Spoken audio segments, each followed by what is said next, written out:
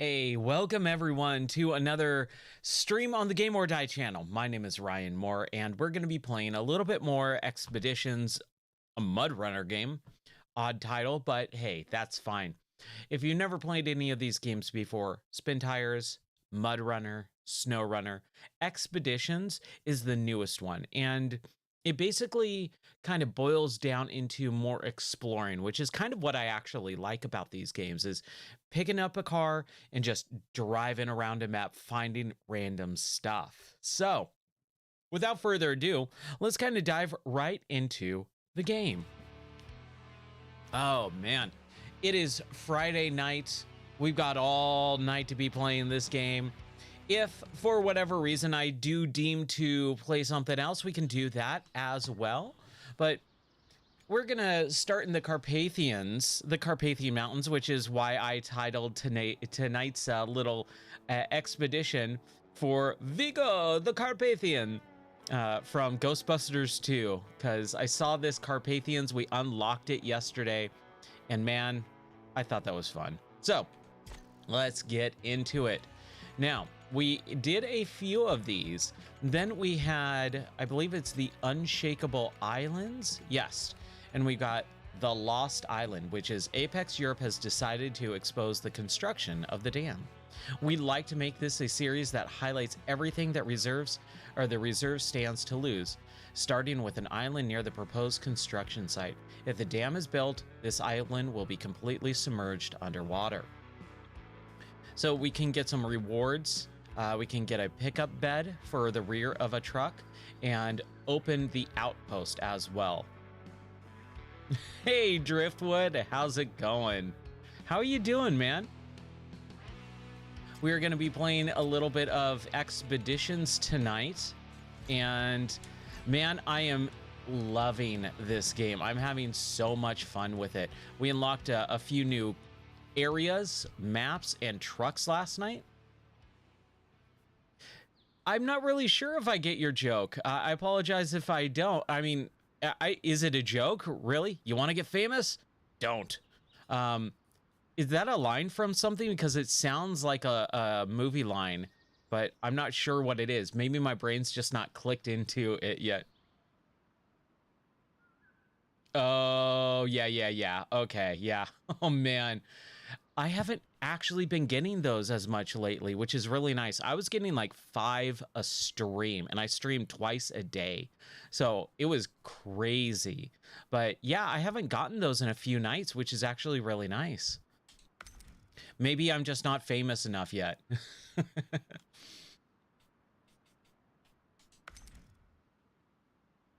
Dude, that's awesome. I'm doing pretty good. I don't know if you've been watching any of these streams with the game of the month. This is the game of the month, Expeditions, a Mud Runner game. And I love these games. I'm having so much fun with them. They are a little bit exhausting, you know, because you can get really stuck, pretty hardcore, but that's okay. I actually have a lot of fun with them. Yeah, maybe that is, I've kind of started hitting a concurrent, like, actual average user follower or viewer followership that actually is kind of not zero, which is nice, and they haven't been showing up as much lately, so that's really nice. All right, so we need to figure out, and they don't really give you an idea of where to go and what to do in this. They kind of just let you pick a place to go and just explore, which I do like. I do like that a lot. But at the same time, it can be a little bit exhausting because it's like, man, I want to kind of continue on, but I don't know exactly where to go. However, I think if we start here, go through here, and then get this way, I think that might be the best spot. So what is this? This is the Eastern Outpost.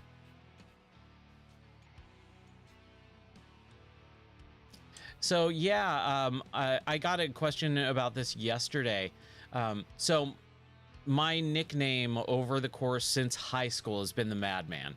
And so I've kind of always stuck with that. When I got a Twitch account really early on, I went with the Madman. But Game or Die is kind of my new brand. It's what I wanted to call. I want to call my book when I actually finally write my book, and that's what I call the game or the podcast. That's what I call the website. So Game or Die is like the newer brand, and my channel name is still the Madman 007. I should probably just change it since I've actually been getting that question a little bit, and now it is a little bit confusing. I'm just trying to make sure that if I do change it, is everyone going to know that or not? I'm not really sure how that works, because if you view the stream and you go, who the crap is Game or Die? You know, it comes from the old NES video game called Skate or Die. And Skate or Die 2 came out, and man, that intro music is so cool. It goes skate or die, skate or die, die. And it's like, it's just so cool. So I've always loved that video game. It was one of my first video games I ever emulated for the NES. So yeah, I would really have to communicate it, do some sort of like scrolling line bumper, or maybe have it in the tag for each stream. I might lose some viewers if I do that too, which I don't know if I would or not. So it's something that's on my mind over the last couple of days. I really would like to make it all, you know, cohesive. Oh, dude, EA big, right? Or big, it's in the game. Man, I loved the old school EA Sports stuff. EA Sports, it's in the game. I miss good EA, because everyone knows EA as like the big evil video game corporation now, but I mean, obviously they are now, but back in the day, dude, they had their finger on the pulse of video games.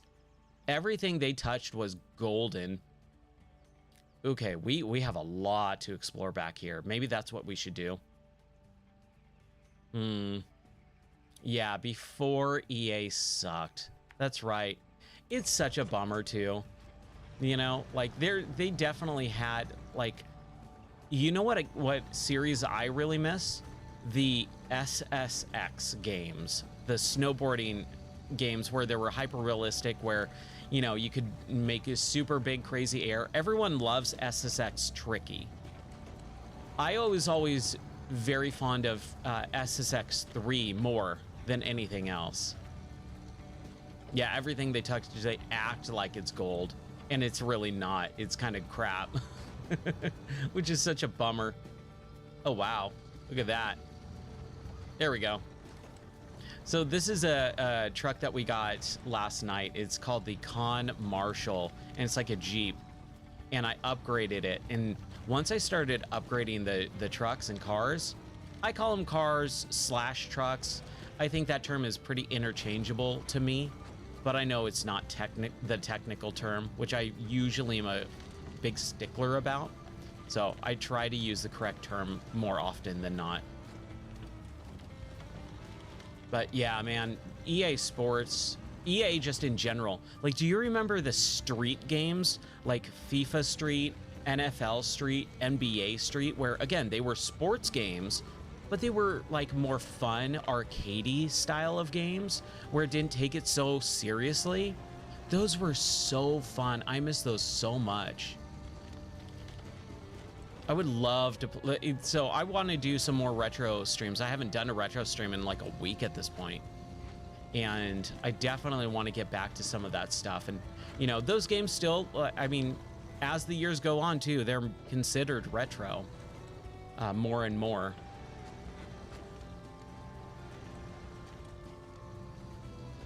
Oh yeah, I bet. Man. Ooh, that's a pretty steep drop right there, but we're okay. We're okay. There we go. So as a simmer, what type of sim games do you like? I can't remember if you've ever talked about that or not.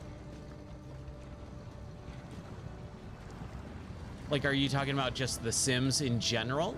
Or are you talking about like more simulation games? because either or, you know, they've definitely screwed up a lot of those series.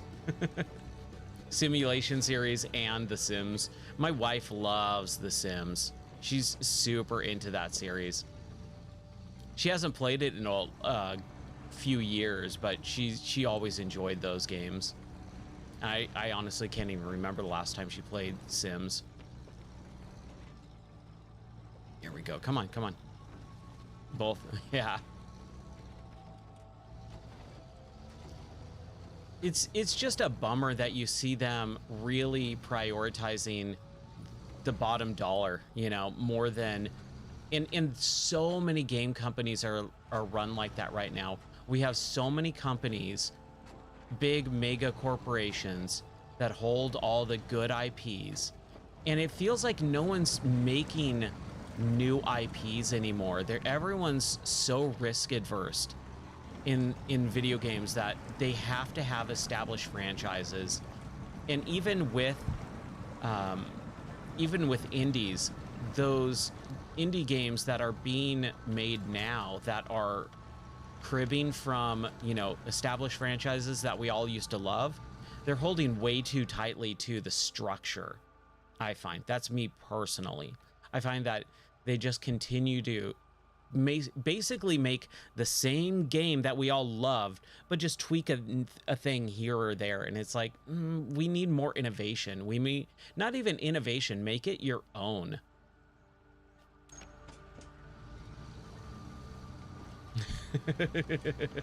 Yeah, Bethesda and EA, both of them. I mean, Bethesda still, I mean, they are owned by Microsoft, right? But I'll take, I know a lot of people have issues with Fallout 4. I personally really like Fallout 4, especially in VR, but I know the issues and I can see them and totally appreciate why someone would have an issue with it. Ooh, this is getting a little crunchy with the graphics. Be careful, be careful. Oh, no. Ooh, okay. We rolled, but we're okay. Man, where am I going? I am just exploring. You know, that is the thing with this, is I am just exploring.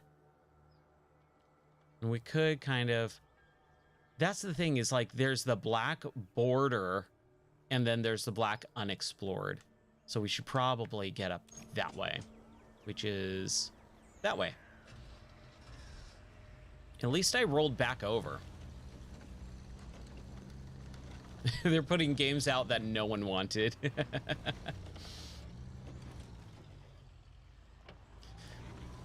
You know, I see both sides, and I try to look at it as objectively as possible, which is not possible, right? You have some sort of bias. It's just my preference doesn't bother me as much as some people, for sure. He is committing an atrocity and taking things away, and yeah, dude, it's such a bummer with that. Like, they'll buy an IP, you know, a company, shutter the studio, and then do nothing with it. Just hold on to it. And it's like, why? Like, how is that even a remotely good business strategy? Like, you have all these series and IPs and franchises that people love, and you're doing nothing with it.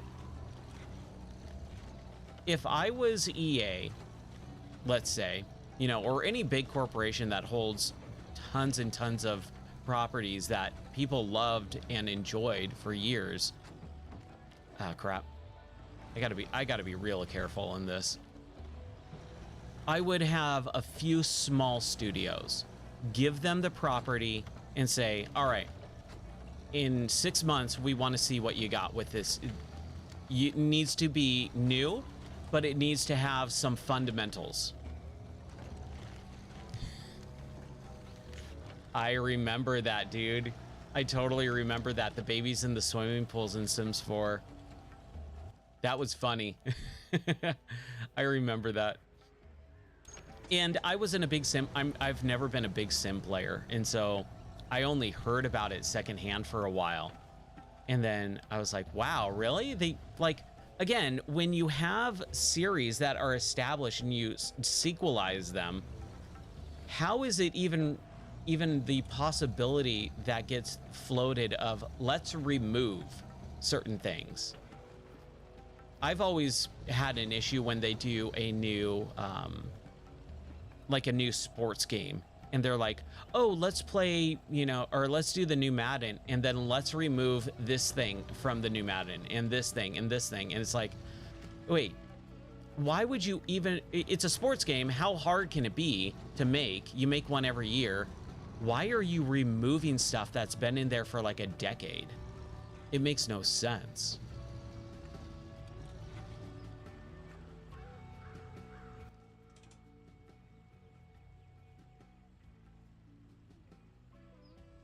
Yeah. And it's such a bummer too, right? Like we've seen the games that Obsidian can make and how good it can be. I don't know if I can go over that way. I mean, I don't think there really is anything there either. But that is pretty hardcore. That's right. Yeah, like an item or two, no big deal. Like, yeah, I get it. Sure, of course. Like some lampshade or something like that. Like, we're gonna make a different one. We're gonna make a new one. But actual, like, babies, which is a pretty big thing in a life simulator, it just doesn't make sense. Oh boy. Oh boy.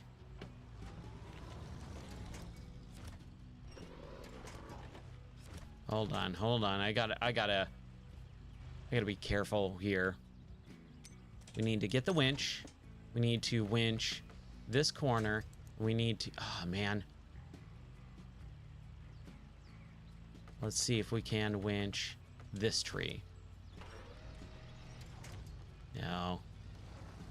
I should probably either back out or see if I can go. Man. This was a real stupid mistake.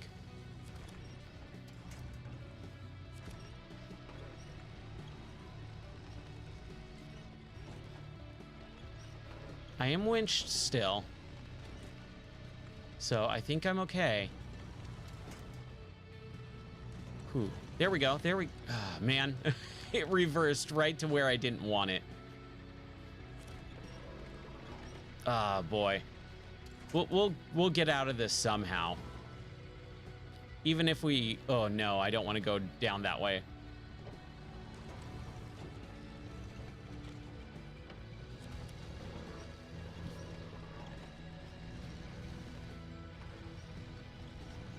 Yeah, that's the crappy part.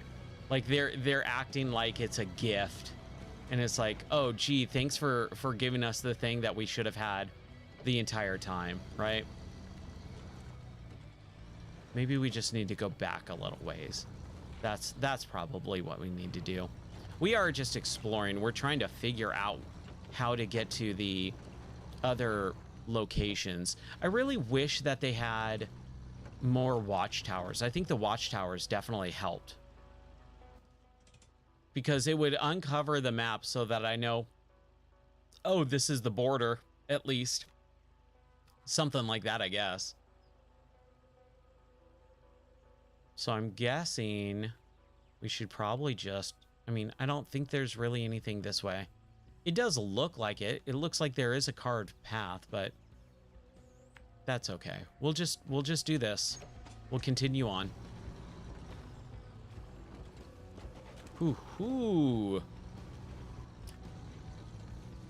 I wish that these companies would be less risk averse.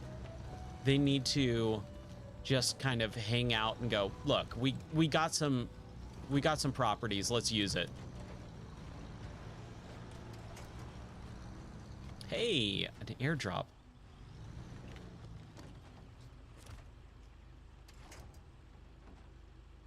Man, it is. Oh, no.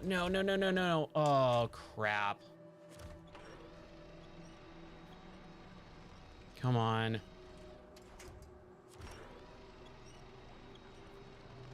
Come on, get me over or something. I can't even turn my wheel.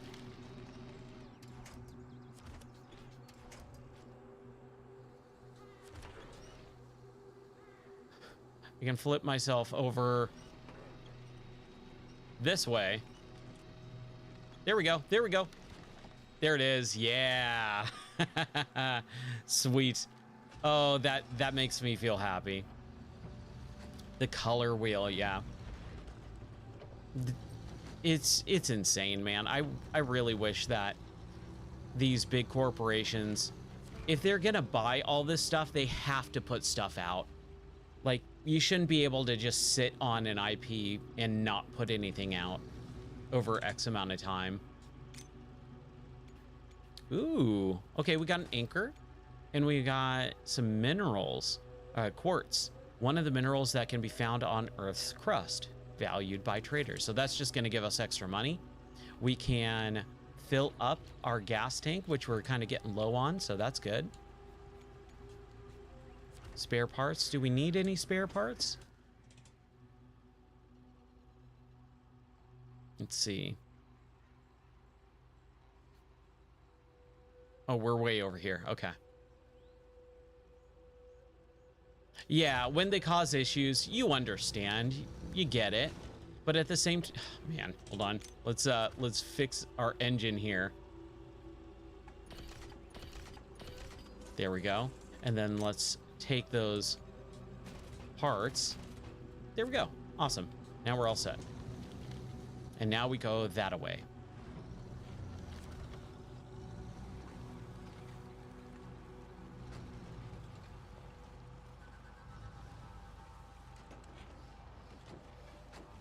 Yeah. It's so weird, dude. Like, why? There's no reason for it. Yeah, I mean, this is how long The Sims 4 has been out.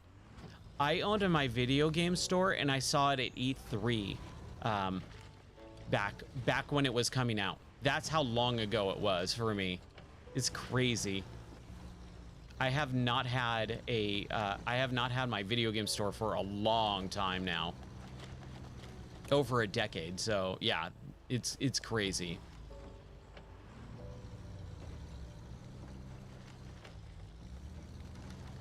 Where are we going? Where are we going?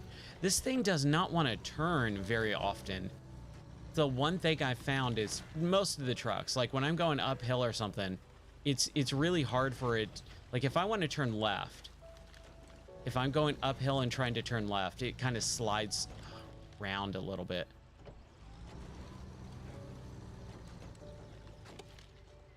And we're gonna hit back into daytime. There we go.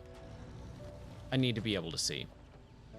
Yeah, Mojang is like the only one that can kind of get away with that because they're just, I mean, why don't they just rename the company in a Minecraft Minecraft company? Because that's all that they make, you know. I don't know. I'm not really a fan of a game studio that just makes one game. I've never been that type of person to play games for decades, and when one game studio just makes one game, it's like, why? Like at that point, you're just the Minecraft developer. You're not Mojang, you're Minecraft.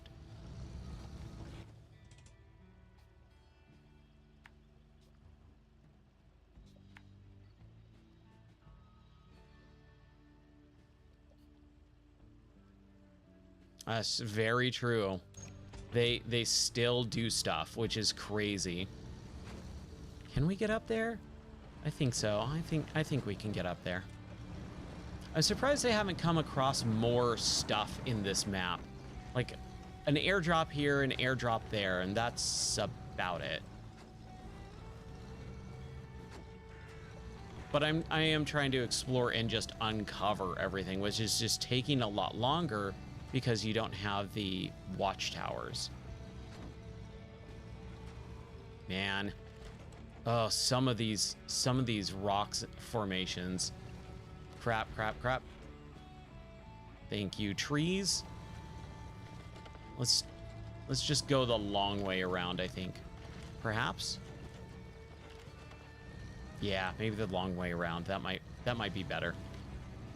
Better for all involved.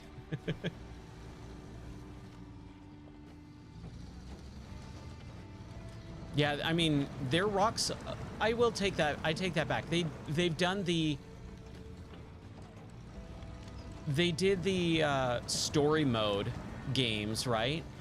And they did the dungeons game too, but it's all within the same universe slash, you know, premise of Minecraft. So it is a different, those are different games. Oh no, Telltale did the Minecraft Studio game, or the Minecraft story mode game, right? It wasn't Mojang that did it. That was Telltale. I always mess that company name up. It's a little bit of a tongue twister. Ooh, come on, come on. There we go.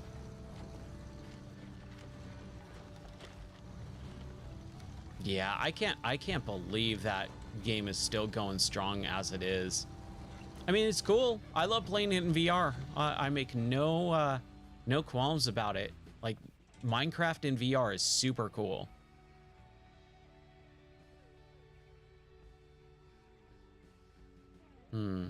If I can get over this way.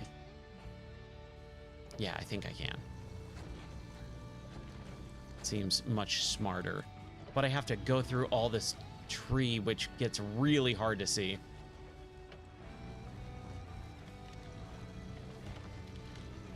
Yeah, it's crazy how popular Minecraft still is. There we go. Okay, we're doing good. We're doing fine. Except for these big dead trees in the way. Like, it just stops the car. You think the car would just be able to run over a dead tree like this. But you have to be very careful with it. It can just mess you up.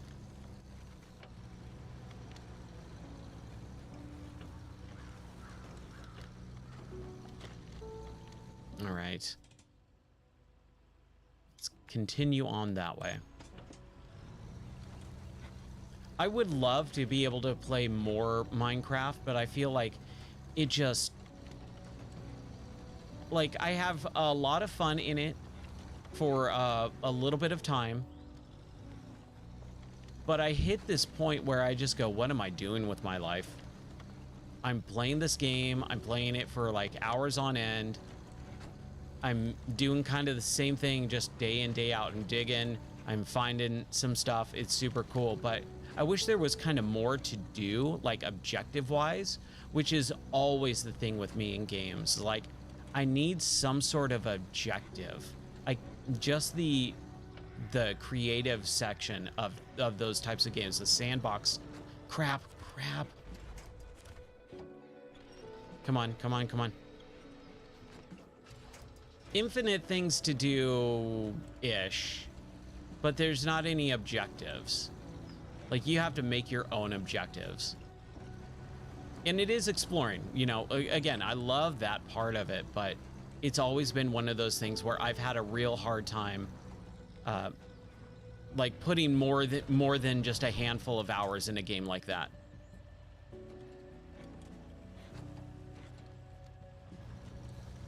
Yeah. And that's the thing too, is like when my best friend and we were talking about our top 10 games of all time. He's like, what's your top 10? And so I started giving him, this is like 2007, 2008. Roller Coaster Tycoon is in my top 10, or was. And I went, yeah, Roller Coaster Tycoon. And he's like, but I thought you really didn't like sandbox games. And I said, yes, but Roller Coaster Tycoon actually has an objective. Like, when you go to a map, it says you need to make this amount of money within this amount of years. You need this many people in your park making this much stuff within X amount of years. So there's some sort of objective. So then I can let my creativity, you know, run wild, trying to hit those objectives. And that's kind of what I need. That's me personally. Yeah, the campaigns, right?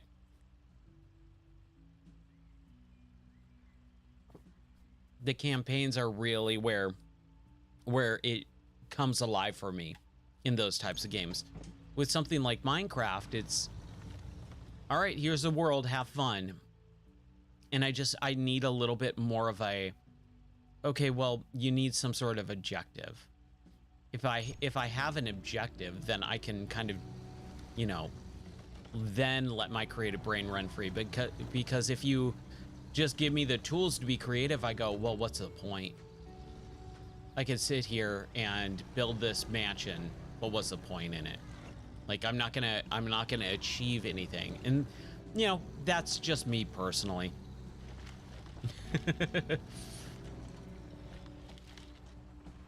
It totally does. It kind of restricts you in a way, because it gives you X amount of time to do the thing that it's telling you to do, and you have to work within those constraints of it.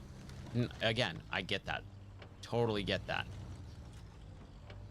But that's where I can kind of start, you know, being creative of going, well, I can get this and up the salt intake for this type of, you know, food items so that I can make the money to do the research to get this thing, blah, blah, blah, blah, blah.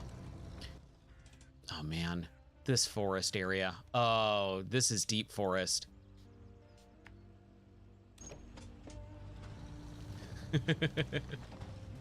I didn't know it had a story mode. That's kind of cool. See, I would check it out then.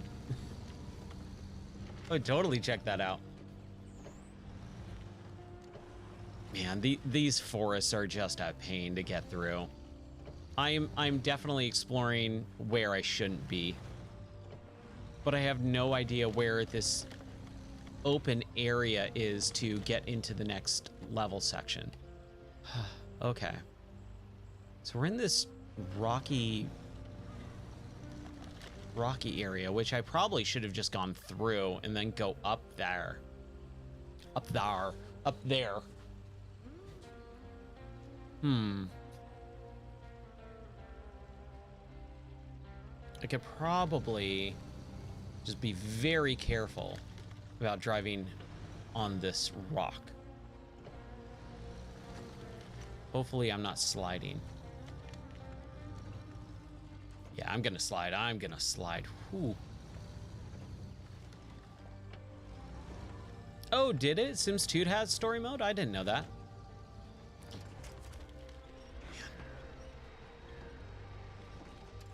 I do remember busting out and the herbs. We had it in our store, and I would always get questions about it. And I'm like, I don't play The Sims. I couldn't tell you anything about it. But I definitely remember busting out. I definitely remember the herbs. I remember the box art, especially with the orange box art, with the guy wearing a purple hat, like a purple hat or beanie. I remember so much box art because I would stare at it every day. It probably would be more my style.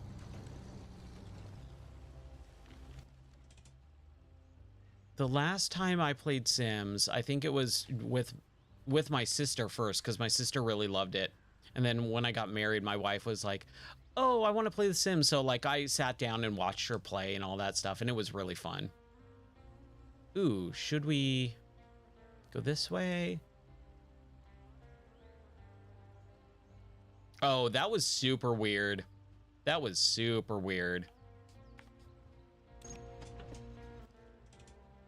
I do remember that, and just because Black Eyed Peas was super popular in cross-promotion stuff, you know, it gets both the game and the band recognition, where it doesn't really need it, to be honest. It doesn't belong, but hey, whatever. I mean, the Black Eyed Peas were everywhere around that time. Oh, really? I didn't know that. I do remember them being a part of it. I didn't know, like, it was actually, like, the main thing. Huh. That's pretty interesting. This thing is a little top heavy, so it does roll very easily, but it's super powerful.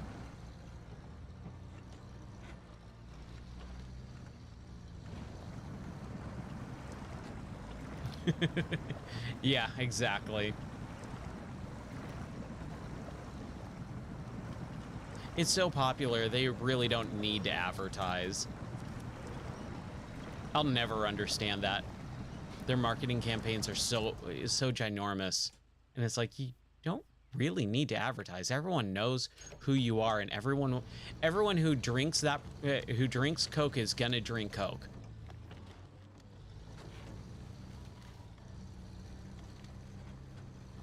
And those who don't are probably not going to drink it no matter how much money you spend on a commercial for it. It's a known quantity. Ooh, this is kind of cool. I like this. Gotta figure out how to...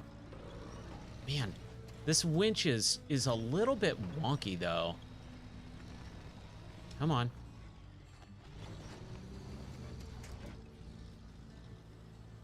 I could probably lower my tire pressure. Man. Whew. Yeah, exactly.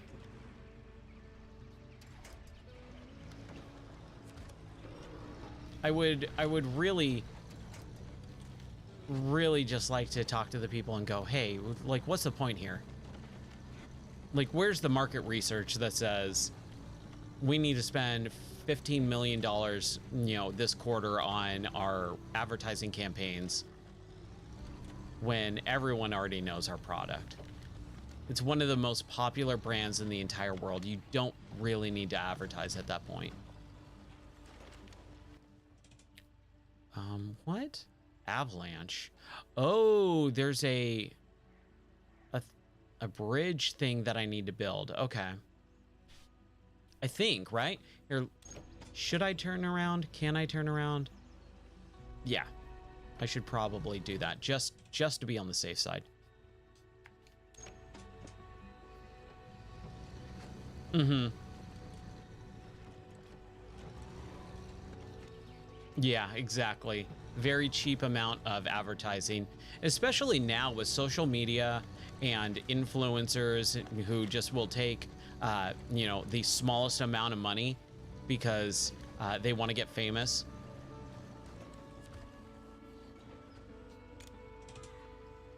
I need 75, man. Ugh. Yeah, that's true. Isn't 7-Up owned by Coke at this point? Or is that a different brand? No, it's Sprite, right? Sprite is the other one. I think Sprite is a Coke product. I could be wrong, but again, I'm not really paying attention to that stuff either. Whew, okay. Okay. Oh, shoot. Where do we go now? Like, I could probably get down here. And if I go here, this is just going to be... Let's go down there and then reverse. And then go the other way, because I might get stuck the other way. We're just kind of clearing out the map right now. If I come across something cool, like that totem, or is that a totem pole, or is that just a tree that looks broken, or that is broken but looks like a totem? Okay, it's a totem. Okay. Oh yeah, man. Again, all those big corporate, you know, entities. It's such a mess. All of that is such a unmitigated disaster of a mess. Like, at that point, who cares? You know, it's like this company owns this company, which is a shell company of this company. And technically, it's like when you go into the fast foods, you know, stock, and they, you know, the same company owns Wendy's, Taco Bell, Burger King, Denny's, like all these just, you know, food places. It's insane. Mm-hmm. Yeah, it's kind of crappy. It's not even kind of. It is. It is totally crappy. Ooh, yeah, I don't want to. I don't think I want to go down there. I don't think there's really anything to do down here either.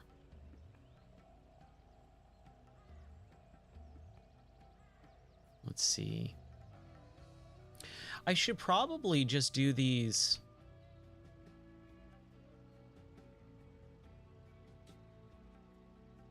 Other ones. That one's locked. We were looking for the dam or something, right? That was like the whole thing of the beginning of this is, oh, the dam's gonna burst, blah, blah, blah. Like, make sure that the island doesn't get submerged. So I'm assuming it's probably somewhere around here of where I actually need to go. I bet that's it. I bet I should have probably gone to this field base operation base. But that's okay. We're just exploring. So where am I now? I'm over here. 11 companies, man. Yeah. It's such a bummer.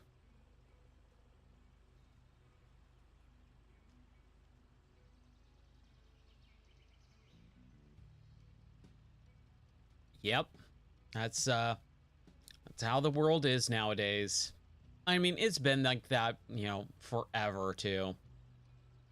It's not going to change. It's just going to stay the same and just get worse. It's kind of funny when you think about, you know, a movie like Demolition Man. And they go, oh, yeah, you know, the fast food wars, where all the fast food companies got just bought out by the, you know, by, I think it's Taco Bell. And so Taco Bell is just, everything is Taco Bell. It's exactly like that. I did not know Pepsi owned Aunt Jemima. That is news to me. Like, why does a soft drink company own a maple syrup company?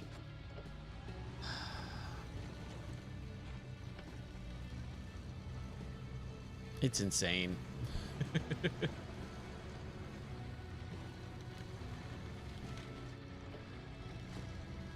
Oh yeah, the pancake mixture company, which makes pancakes and maple syrup, right? I think we actually have. So when I moved out here, because in Southern California we did not have that company out on the West Coast, and so when we moved out here, it was like, oh, I've heard this brand is really good. So we got like one of the first shopping trips we did was just like buy a bunch of stuff that was like, oh, this is stuff that on the East Coast that we never had.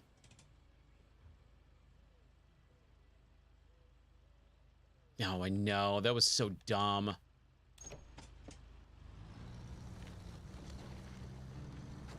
Even though it was super not racist at all, because it was an actual like black family, right? All that stuff, just crazy, insane stuff. Ugh. Come on now. Come on. What did I get stuck on?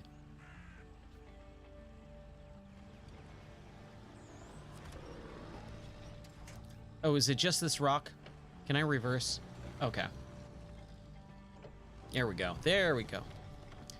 Just like magnetizing to it.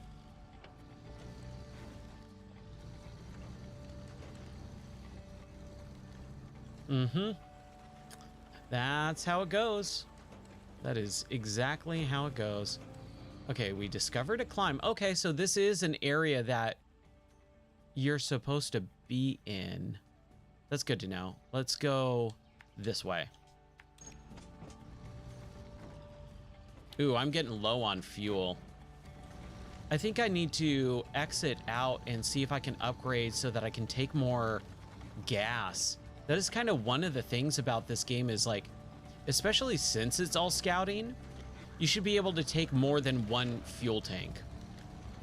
I think it's like you can, but it's like perishable. Like you take it out in the world and then you spend the money on it, and then it's gone when you leave the world and you finish the mission. And I've never liked that type of stuff. Ooh, there is something here. Census. The heck? Back up, back up.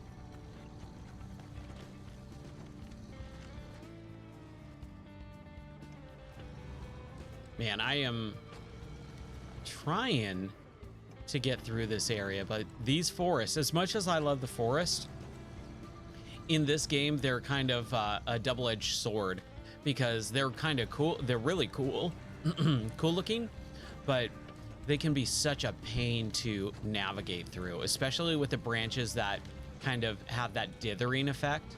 Dithering, man, that is the word that I was trying to think of yesterday when I was talking about it. All right. Ooh. Okay, hold on. Let's see here. The university wants to get an estimate of the number of animals in the reserve. Well, that's impossible. You're not going to be able to know the number of animals. Climate change has affected the migration of many species across the country, and some new species have taken up residence in the reserve. We need you to place cameras throughout the area to track these new animals. So we'll get a Jaeger. I don't know what a Jaeger is. Eric Miller, and we'll get $1,500. Sweet. I'm down for that. I am 100% down for that. Let's follow. Oh, wow. We need some camera traps, and they are all over that area. Is this where we find camera? Oh, find an airdrop to resupply, which is possibly over there. Okay.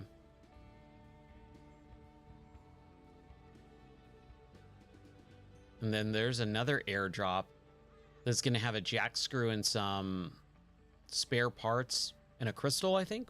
Okay. But we kind of have to go back over here.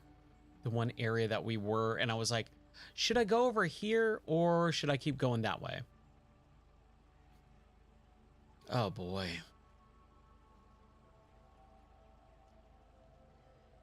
Should I take the Kodo?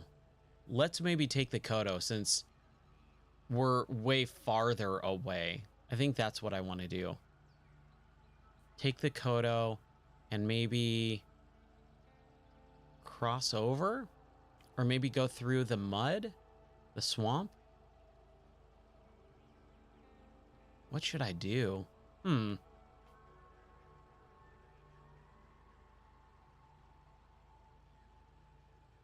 Okay, let's see here. Whoa, what's happening? Let's try it. Oh, hold on. I need to go back to the other truck, the con. And we need to turn the engine off if we can.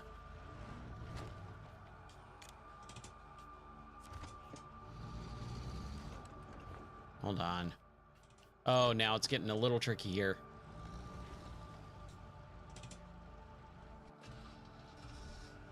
Okay, so the engine is on, right? And we're turning it off. Then we're backing out so that we can get to the other, because when you leave the engine idle and you just like switch to another car, it's on and you waste gas.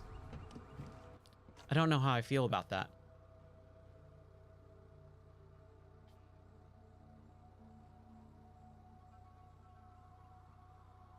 Okay, let's see here.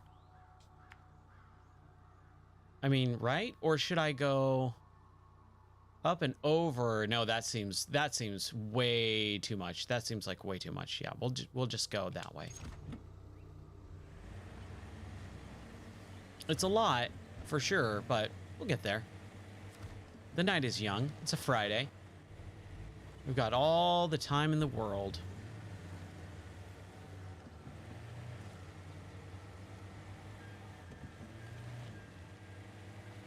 Yeah, I really wish that more gaming companies, kind of to bring it back all to gaming, would just put out more games.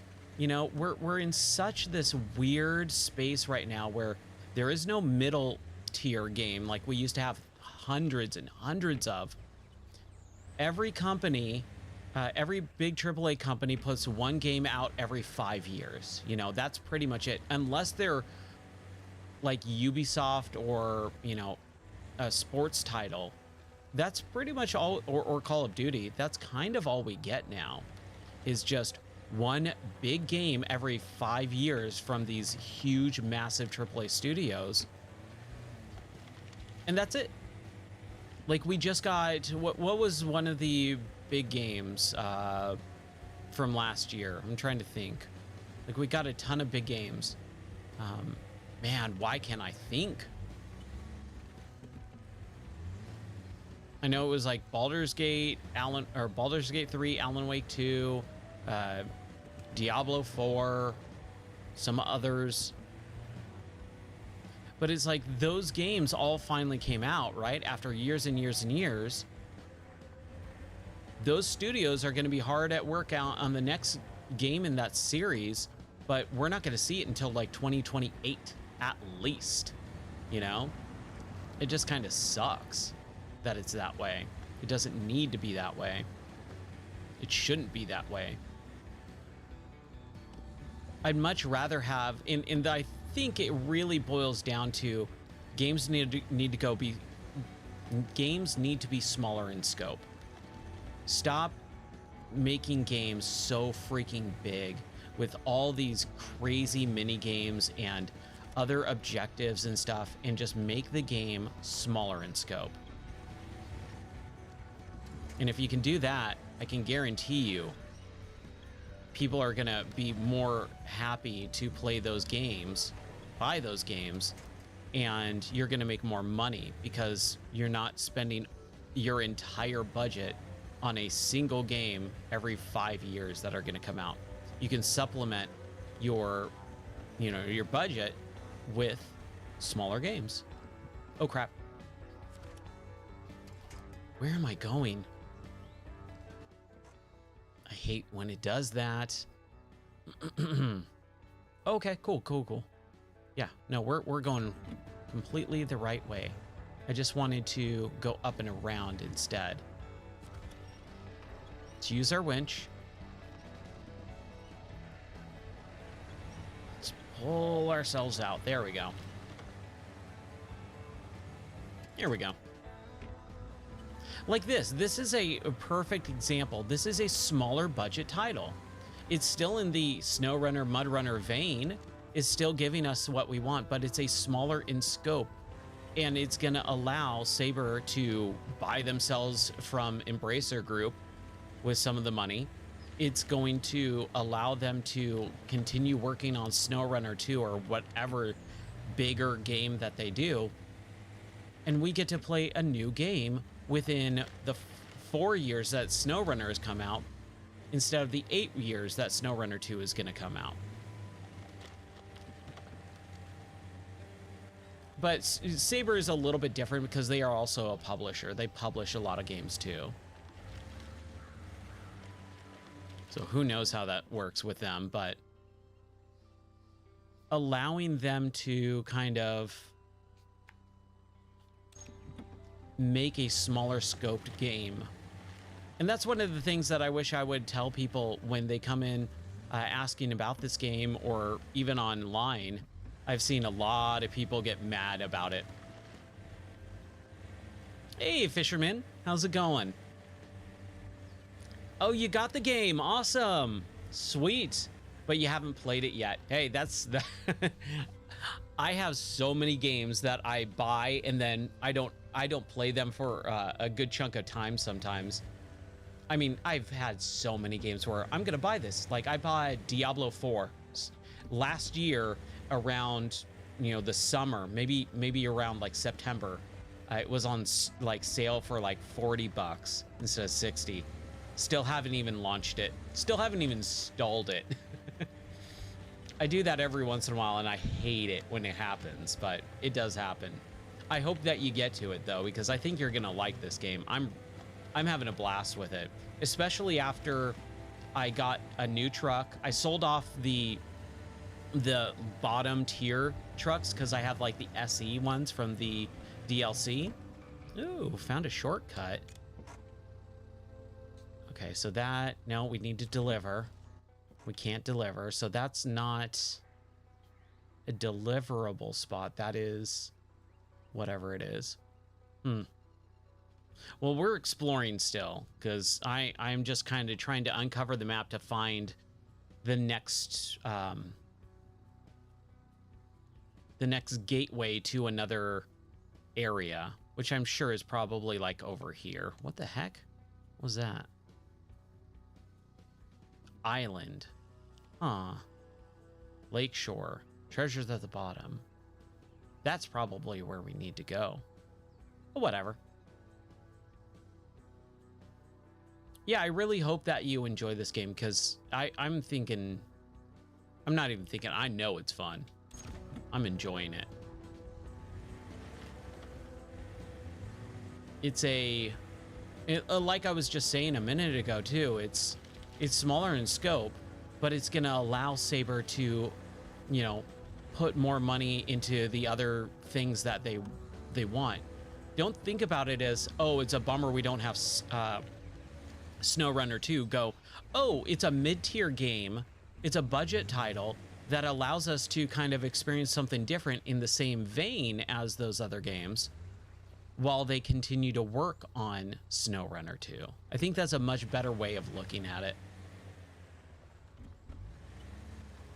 I actually might post that tomorrow, because I've seen a lot of people just kind of go, well, it's not SnowRunner 2, and it's like, it's not going to be. It's going to be its own thing. It's a smaller in-scope game, and I think a lot of developers need to do exactly this. Step down the scope of their games. Games don't need to take 7 years to make. That's insane. Over half a decade to make a single game that's probably going to take a week to play or something like that. Man. Where am I going? We want to go over this way. So we need to cross this gorge, which is not really a gorge. Here we go. Come on. Come on now.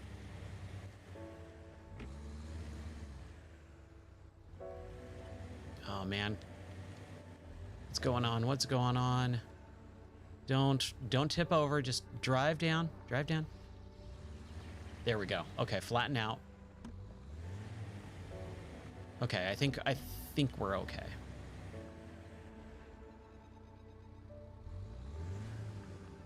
Ooh, yeah, we're fine. We're fine. There's a little hair raising. Let's see if we can drop down our tire pressure a little bit to get a better grip. Oh yeah. Look at how much easier that was with the tire pressure. That, I think, is one of the coolest things about this game. That's a great mechanic.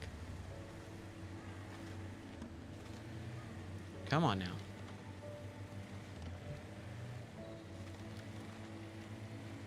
So where are we going? Are we going... I really wish it wouldn't do that. Just... when I open up the map, just be on the car that I'm at. Or that I'm using. That's all I need. I don't need you to go to the beginning of the task that I'm on.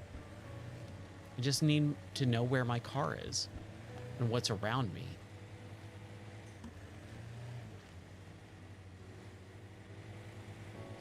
What is this? Supplies. A.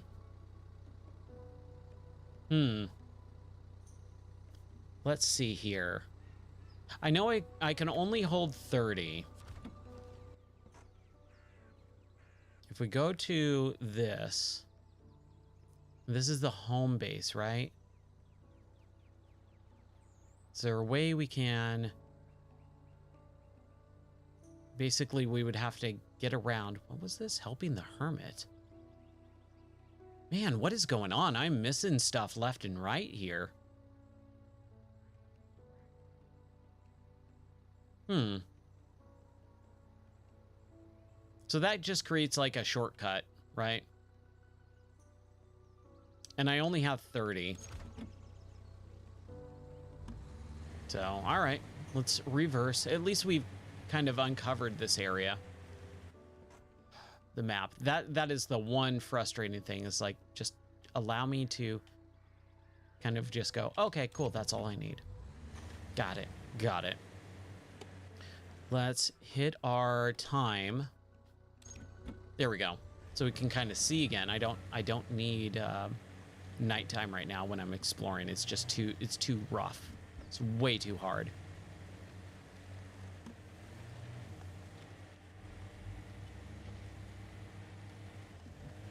But I think buying this game is a great idea if you like these types of games. As long as you just keep a tempered expectation. This game is gonna have some things in it that are gonna be different than SnowRunner. This game is gonna have some things in it that you might not enjoy perfectly. It's gonna have some bugs. It's not gonna have everything that SnowRunner has, nor should it. It's gonna be a different thing, its own thing. And it's a smaller budget title. But at the same time, it's smaller budget, right? So it's gonna be a lot cheaper to buy, and you're gonna get the same amount of joy, I think, in it. I'm definitely getting the same amount for sure. Okay, where is my car now? Cross this and we'll get over here to the swamp area. This doesn't look treacherous. As I flip the car over, right? And I bash my engine, break my car, run out of gas, and flip it over.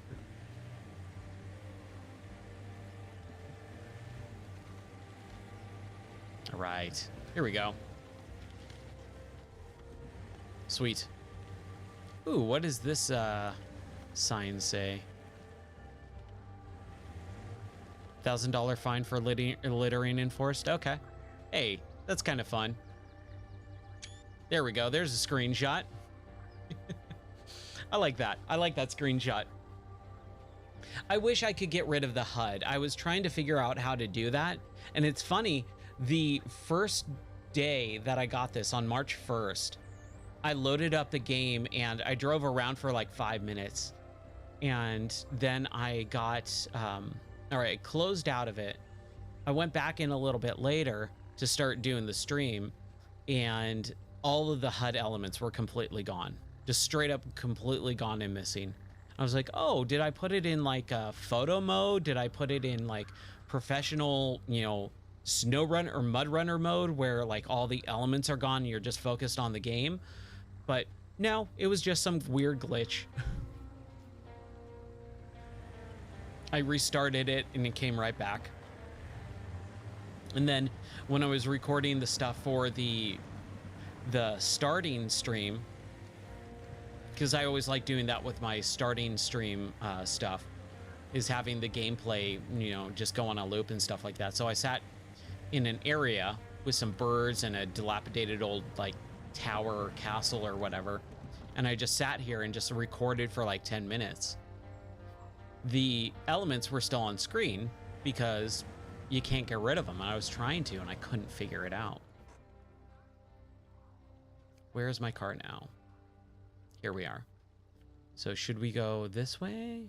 This is the shortcut. I don't know what the shortcut means. Is it just from like here to here? I don't get it. What is this? That's rocks, right? And all up top. Should we do that? Let's go over here at least. Let's go towards those mountains. I think we'll be fine. Oh no, no, no, no, no, no, no, no, no. That looked pretty bad, pretty awful. Let's go around. Like this part, it was like, oh yeah, no big deal, but like I just started sinking right there. Wow. And you should probably be using the devices, right? Like that's what they really want, is they want you to use those devices.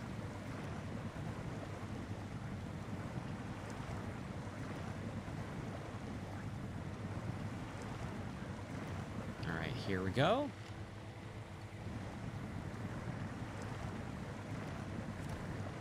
Get up. There we go. Just, yeah. See, there we go. We made it. This truck too, man, this thing books when you get some upgrades. And that's what one of the things that I really liked with SnowRunner was I love just exploring and finding the upgrades first so that I can, you know, then do the tasks so that I can upgrade my car. I have no idea where the upgrades are. And it's really hard to find too. Like a lot of this stuff is really hard to find. The terrain is way, way, way more treacherous than SnowRunner. I'm gonna stop tracking this thing. It's just making me mad. That looks pretty steep. I don't know if I can get up there.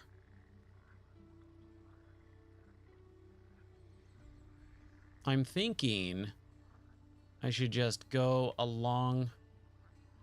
Oh, that's where, oh yeah, we explored this and did all of the, you know, scanning for the fish last night. That's what we were doing. Okay.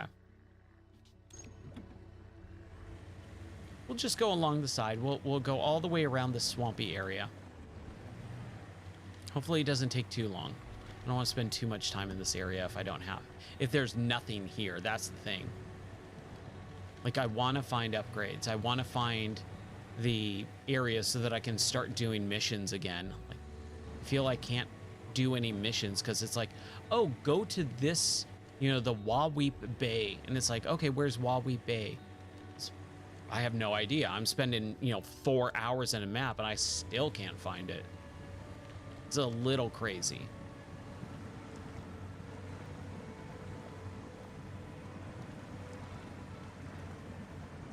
Come on, car. And I know I'm gonna run out of gas here probably fairly soon, which sucks because then I'm gonna have to exit out and do it all over again. But we've uncovered a lot. Again, this stream is probably just more exploring than anything else.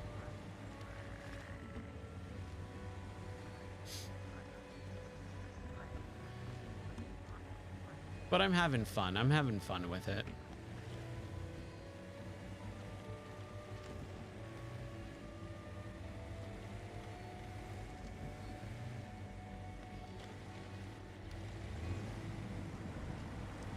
All right, so we're making good progress. What's that over there? There definitely looks like a field of lilies, which just seems serene and peaceful. Okay, so this is kind of where we stopped yesterday. We did the scanning for the fish and all that, and then it said, congratulations, you finished the mission, and then it backed us out into the main menu.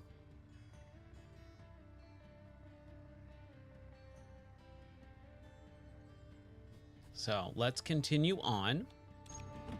Let's uncover some more area before we run out of gas completely. Which, like, look at that. Like, I didn't do that much in this car, and I've already ran out of gas. It's kind of nuts.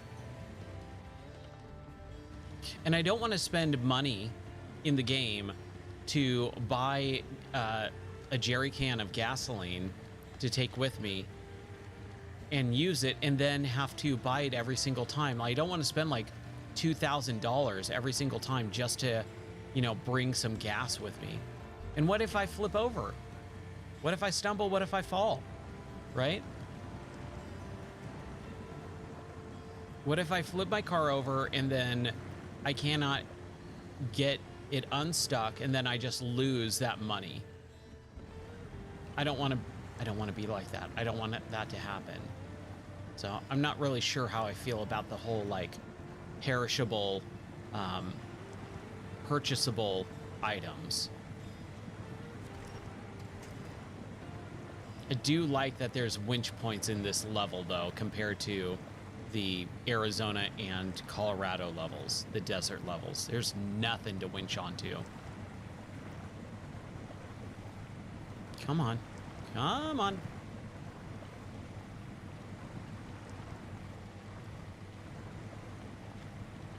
Here we go. All right. So where are we now? Should we... Oh, yeah. They're unpredictable weather. Now, do we go around a little bit more and go up this way? Or do we try and go through this section? I kind of want to do this.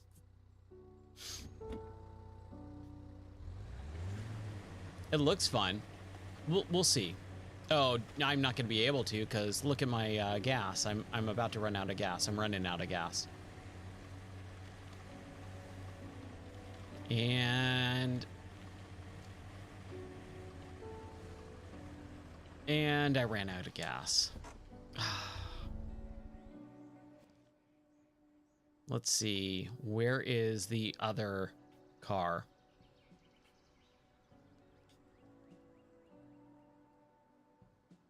Oh, there was some...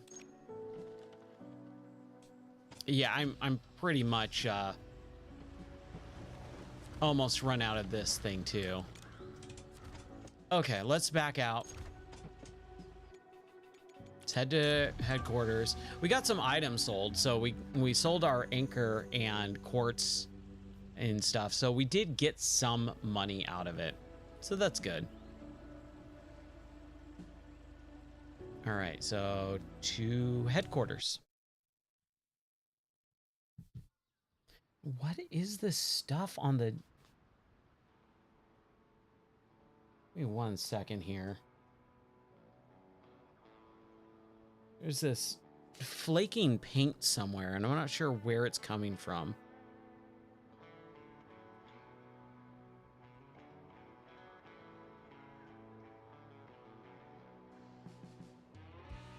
It's not my mug. That's weird. That's super weird. I have no idea where that flaking paint is coming from.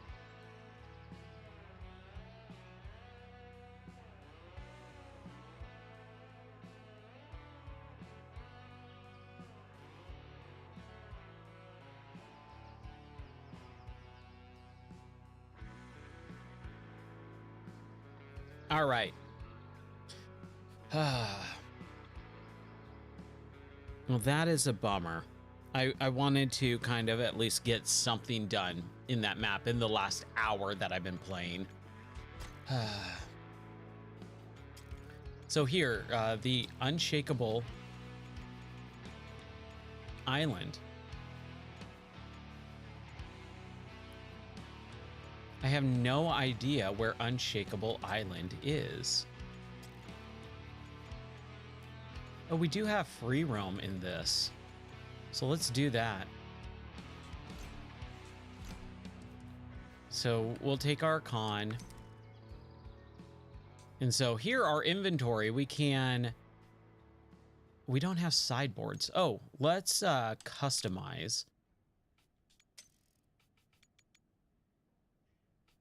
I think I did buy all this stuff the other night, and I haven't unlocked anything else. Oh, I want that roof rack so bad. Complete white spots to unlock. This is all customization. The high range, I think, is increased gear count, top speed, and fuel efficiency at the expense of lower strength. I don't know how I feel about that. I think lower strength is definitely something that I need.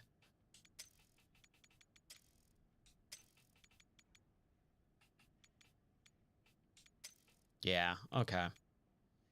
Ah, bummer. I can't upgrade my car at all. So, resources slot. Let's see. We have emergency reserve, which is used. A small supply of spare parts. Nerf bars. Reinforced bolt-on fenders. Side mount racks. Oh, that's what we need. We need not just a stone. That's what we need. Hey, Ty, how's it going, man? We're currently exploring. That's what we're doing here in this. I'm trying to figure out where the heck is the the gateways to the other parts of the, you know, of the map. I have no idea where those are.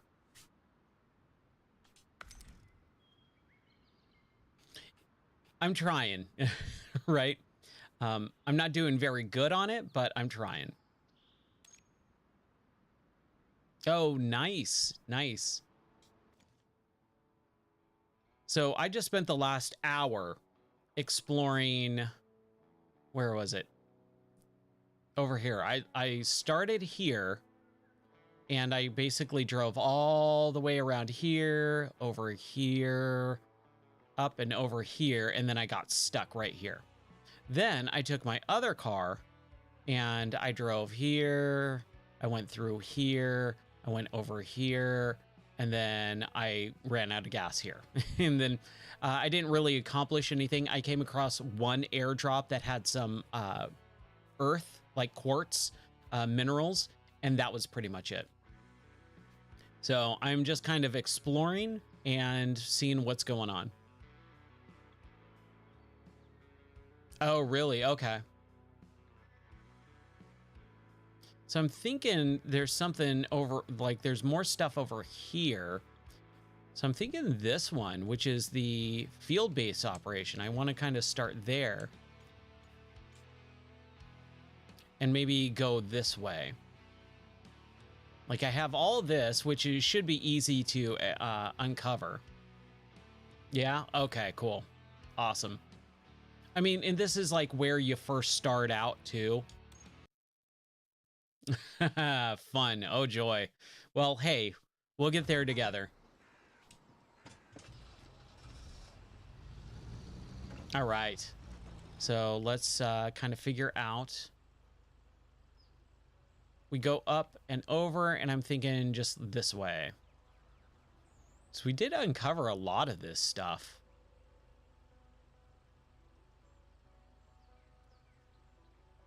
I'm thinking at least just do this, right? At least get this part so that we can kind of see what's going on with this little island area. Man, I love this car. This Jeep is so fun to drive. It's super powerful, which is really nice. We're just going off.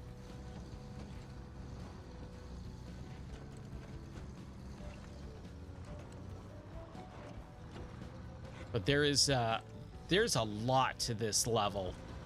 Not even just this level, this entire game, there's tons of stuff. It is so fun to explore and just kind of go where you want, when you want. Wow. Oh, that's some fairly deep mud there. Let's use our winch. When in doubt, winch.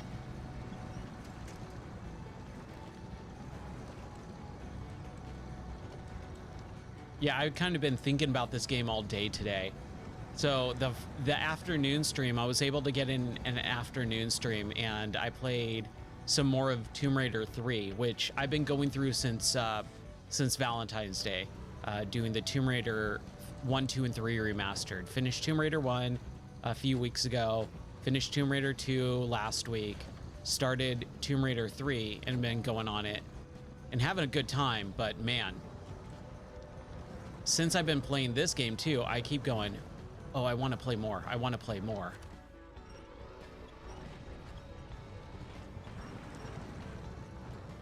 Okay, hold on a second. Let's just take stock. Now, over there, oh no. It looks like there might be shallower water. Who knows? I mean, I could just use this. Oh yeah, look at that. It's all red. Okay, we don't want to do that. Okay, so we're gonna kind of just turn around a little bit if we can. If we can, just do a little bit of a turnaround here. Hopefully we don't get stuck.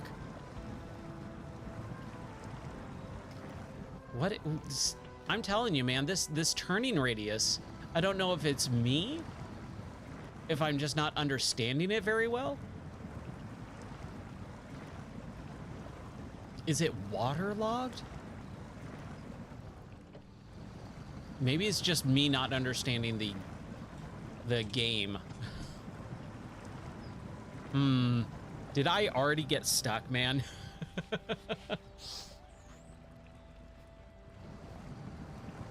Come on. Come on now, car. It kind of does. He's trying. He's trying his hardest. I liked in Mud Runner, there was that one level where it's just like this big lake, and you just take that truck and you just go with the stream. Like it's no, it's not even a lake, it's like a river, right? And you're just going and you're hanging on by the skin of your teeth. Okay, you know what? Let's back out. Let's restart this really quick. I don't want to spend 5 minutes in the mud. So we were doing free roam, right? Okay, Con and the Kodo. All right. Then we were doing the field operation. Field operation. Start. See how much quicker this is? Because I mean, I could have gotten the other car and tried to haul it out and stuff, but then, like, I think the big thing that I'm running into is running out of gas. Like, I'm driving around trying to explore, and I'm just always constantly running out of gas. And it's like, I just want to keep exploring. That's why I really like the mods for SnowRunner, where I could just have, like, pretty much infinite fuel, so I can just continue going. Like, micromanaging fuel is not that enjoyable to me. Like, I get it. It's more simulation.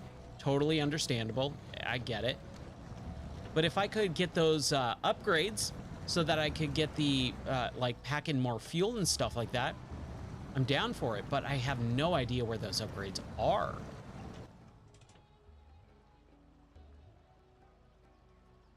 Okay, instead of going this way, we should probably have gone this way.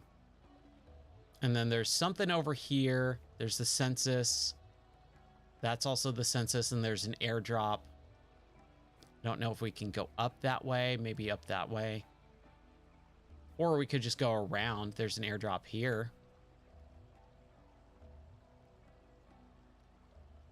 Yeah, the upgrade path too. Like, again, I could be wrong because it's been a while since I played SnowRunner.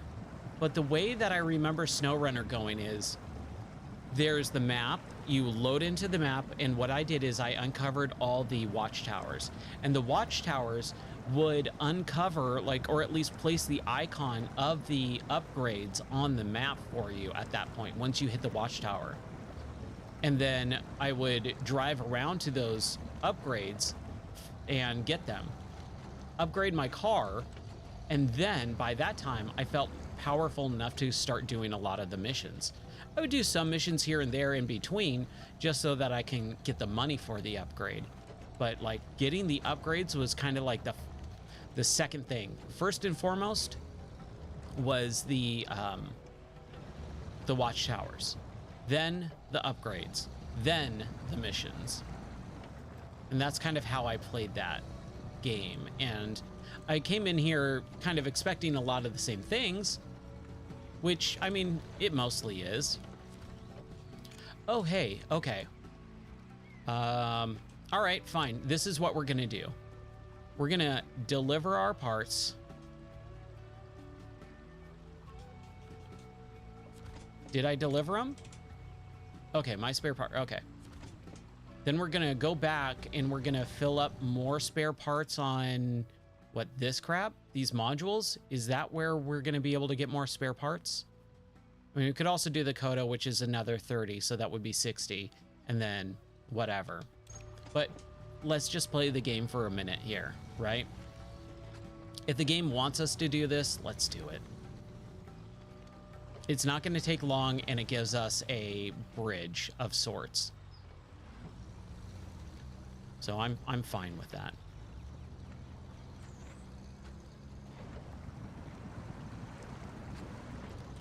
But yeah, that's what I remember doing in SnowRunner, and I had a real fun time with that. Just exploring, getting the upgrades. It was just so much fun. Hey, at least my tracks are still there so that I can kind of go, oh yeah, that's right, I went this way.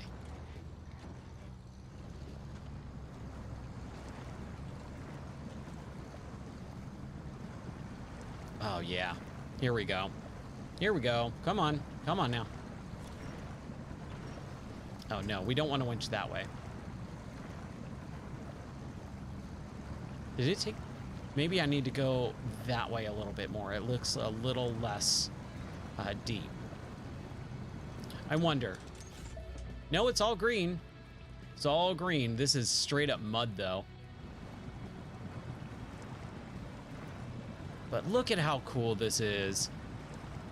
I would love to do this in real life. This seems like the most fun thing in the world to me to do.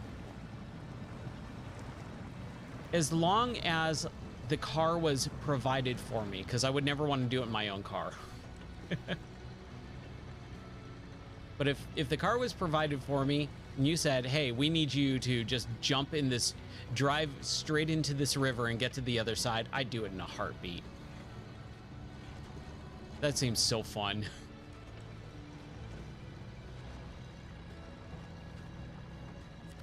And I haven't really been doing any of this stuff because I don't know what I should be spending money on. Like, it kind of feels like it is not really, you know, not worth it, but I just don't know, am I wasting my money or not? Oh, cool. How's it going, Kristen? Or Austin, or Kristen Austin? That's fine, man. If you're just hanging out watching for a while, dude, that's totally cool. I'm A-okay with lurking, but man, you want to talk, dude? I love talking to people. That's why I have this channel, is to talk to people about video games. So I am happy you are here, dude. Thanks for the follow, by the way. Thank you. I appreciate that. So let's see here. Essentials. So this will give us more spare parts. So essential storage seems like it's probably pretty useful. The workshop where we can get stuff. Extended parking, I guess, whatever. But this one seems like the clear winner. So, and we've got plenty of money. Like, we've got $212,000 to spend. And we can kind of fill up and take some more spare parts. And then just back out and go trek all the way across to where we are and build this bridge. But man, I'm having a blast with this game. Since you've been here for a while, you kind of know my thoughts on it. But over the last couple of days, I've had people come in and say, is this worth getting? Should I buy it? And I say a resounding yes. If you like SnowRunner and you want more of it, this is the game for you. It is different. It has some different, you know, items that you're, you know, hauling or more exploring, but it is basically the same type of game. You're doing a lot of the same stuff, same mechanics. Some new mechanics. I really like and we should probably do this, right? No. Okay, tire traction, mud, average. So let's just get some good fuel efficiency here. But I really like the tire pressure mechanics. When you are climbing rocks, it is nearly a must. And having that in SnowRunner, I think if they either update it or if SnowRunner 2 comes out in a couple years, they definitely need to have that mechanic, because it's not only helpful, it's kind of fun. Like, the whole point of this is simulation based, so like that's a really simulation style thing.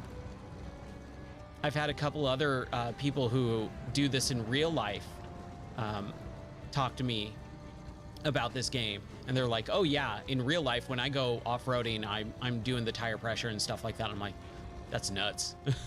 I mean, that's super cool, but that's crazy. That seems like so much work.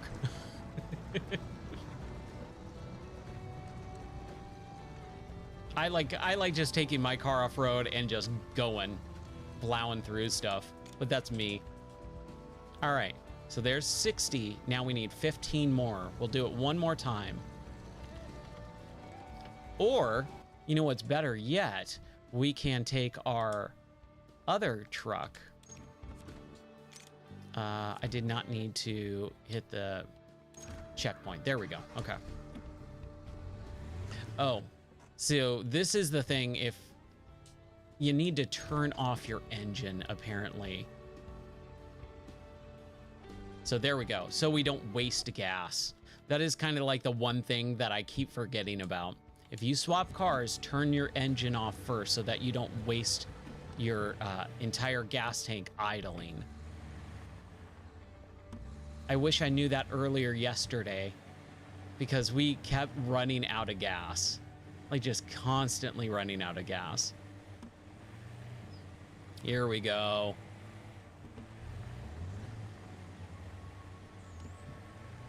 And I really like the trucks. Apparently they're in SnowRunner, but I don't remember them. It's been a while since I played SnowRunner. And the last several times that I played SnowRunner, I started messing around with mods. So I had different trucks available. It wasn't like a lot of the stock stuff. And I have all the map DLC or the season pass DLC, but I never really invested in the vehicle DLC. Because again, mods, right? I always liked enjoying using some of the mods. I liked the H2 Hummer in that one. Oh, cool. Oh my gosh, that sounds so much fun. Oh, that sounds like so much fun, dude. Just driving, like running through mud pits and stuff. You built it yourself? That is super cool. Or at least you kind of like customized it or built it so that it does that stuff. Either way, man, props to you. That sounds super fun. My H2 is so battered that I'm afraid to take it off-roading at this point. I did a tiny YouTube video for this game. I did a YouTube short, but that was about it. and the off-roading I did was very minimal for that YouTube short, just because it was like, this thing is on its last legs. I have no idea if that thing is going to run in 5 months from now. But I love it. I think it's a super fun one. Oh yeah, it looked like I was stuck, but I'm not. It's all good.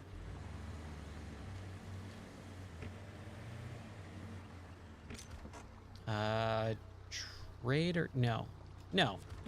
I want to, there, deliver supplies.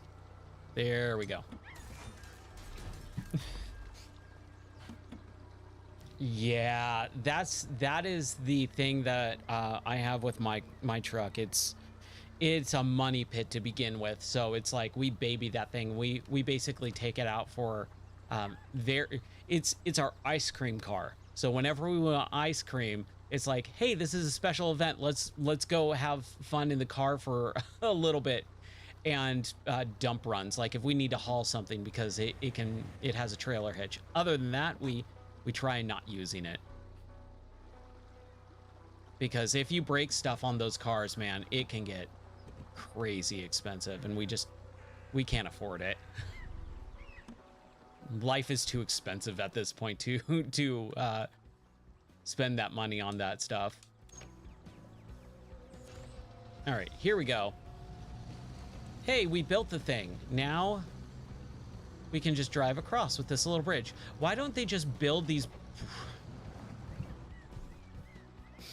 Why don't they build these bridges? Let's add to our roll counter there.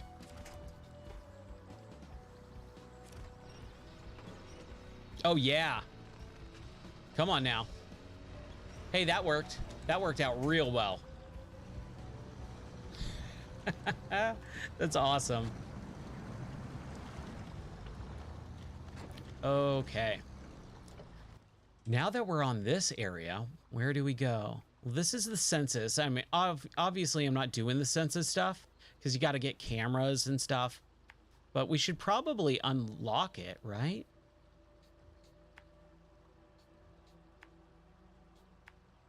Hey, there you go. That's cool.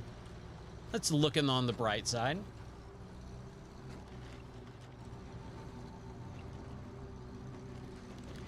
Yeah, car stuff is so expensive. I see these people driving around with, you know, cars that look like they have about $150,000 worth of parts in them. And I just go, how? How are you driving that thing? That thing looks like it costs more than my house. It's insane. But man, more power to them. I discovered a climb. I kind of like these climb icons on the map. It just kind of tells you, hey, this is going to be like a pretty rocky terrain.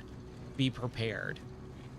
So that you can kind of take your fleet of vehicles and pick and choose which one. And that's one of the things I never got into with SnowRunner. I know a lot of people, when they started completing the game, they would just like purchase all the vehicles, have them all painted, you know, the same color scheme, and have a fleet. And I was just never really into that. I liked the more exploring aspect, which is I think why I really like this game so much. It is based more on the exploring portion and the off-roading section of those. SnowRunner like definitely seems what. Okay, cool. We knocked that tree down. It's out of our way, out of our life.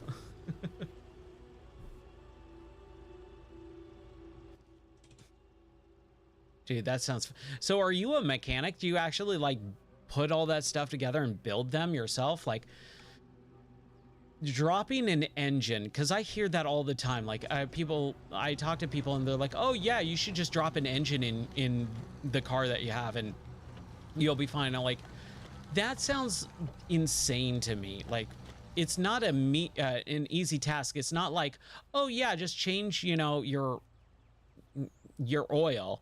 Oh yeah, just drop a new engine in. Like that's how people talk about that stuff. Hockey, it really depends on what type of player you are. If you're a hardcore SnowRunner player, you're gonna want, you know, all the DLC when it comes out, and buying the more Supreme or 1-year edition is gonna be probably your best bet. But if you're kind of curious and you just want to mess around for a good solid 60 to 80 hours without spending too much money, buy the base edition. I think the base edition is probably the best one to recommend for most people if you're on the fence, because it's $40 on Steam if you just like get it from Steam or, you know, wherever. I got mine from Green Man Gaming. And if you buy it right now, or at least, you know, a couple days ago when it launched, it's $30. It's even less. It's $10 less than the retail price on Green Man Gaming, or a couple of those other sites.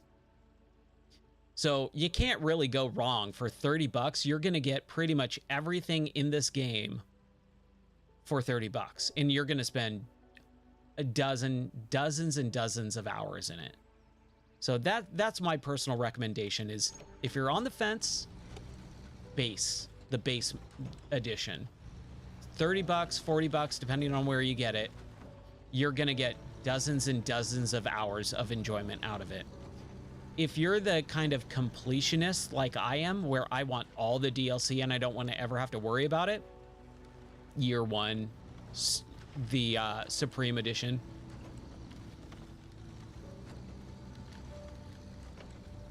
Oh, nice. Dude, that is awesome. That, man, I would love to pick your brain on some of that stuff at some point. Like, that just sounds super, super cool. Oh, man, I can't even imagine. Here, let's see.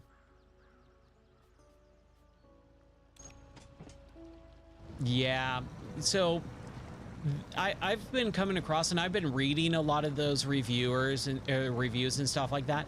The people who are like hypercritical are the hardcore, I've dumped 10,000 hours into SnowRunner. I know every map like the back of my hand. I beta tested, you know, the newest DLC and stuff like that.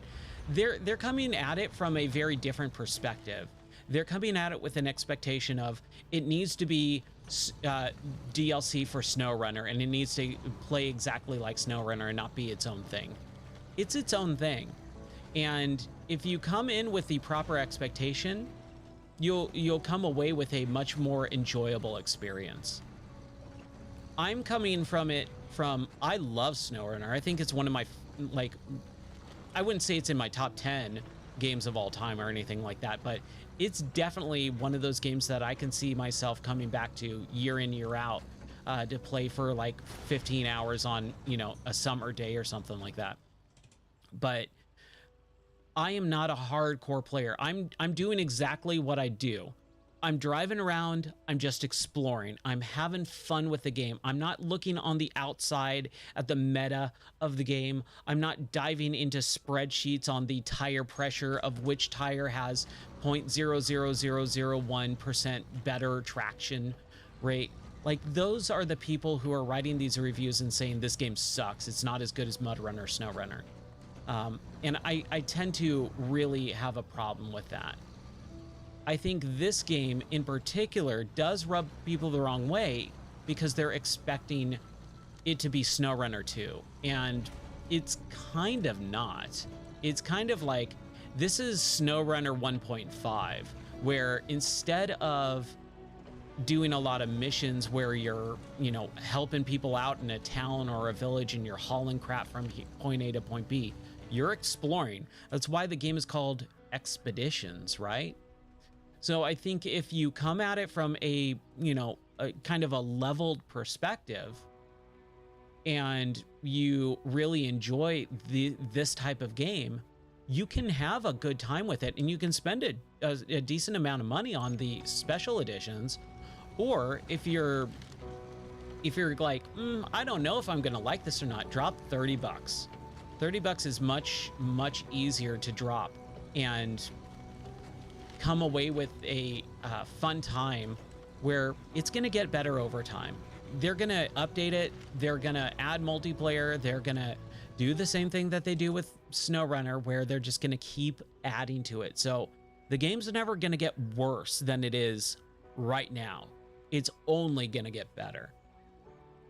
I mean, that's hopeful thinking, right? We don't know what the future holds. We don't know if the game is going to, you know, just kind of tank the company and then they can't buy themselves out from Embracer Group, which is what I'm assuming is the whole point of this game.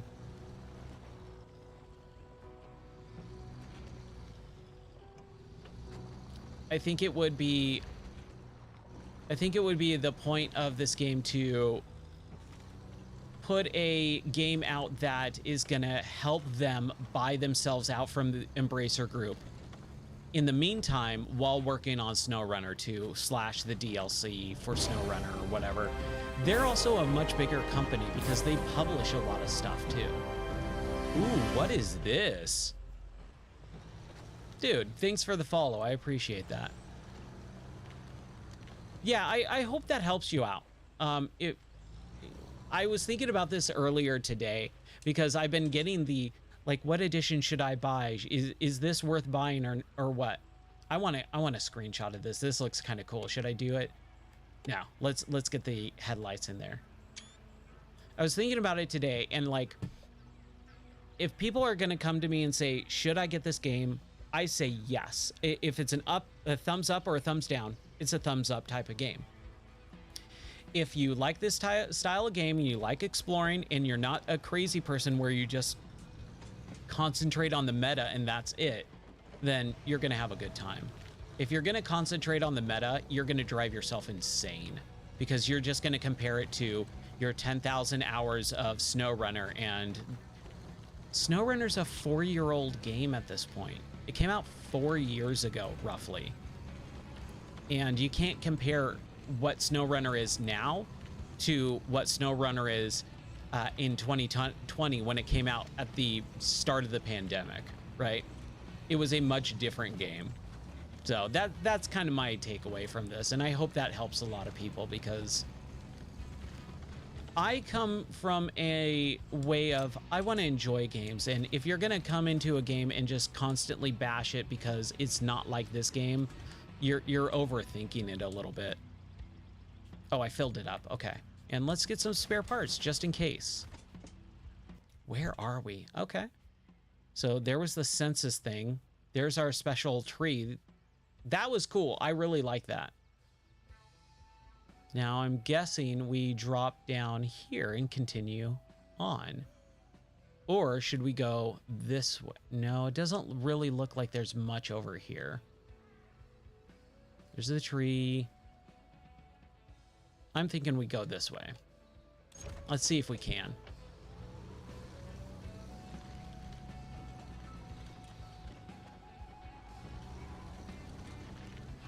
Yeah, the auto mechanic stuff, man. Fisherman, like, I'm right there with you.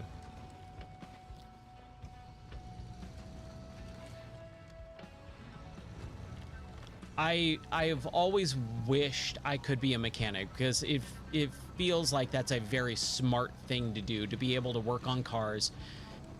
The thing is, all cars are now jammed full with so much electronics that you really can't work on most of them unless you really know your stuff. And even then, you're really locked down to a lot of stuff. So if you're working on all of that, man, why am I magnetizing to that tree? Unless you are either, you know, really in tight with that electronics and programming stuff, it is nearly impossible to work on newer cars. Everything is so locked down, so proprietary. It's kind of a bummer. I miss the you can put a car together yourself type of technology, right? But man, if you know how to do that stuff, I think you'll go far. Ooh, did we go way? Okay, so we need to go this way, I think.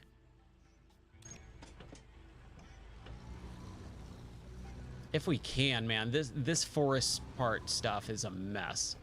Kind of need that top-down perspective.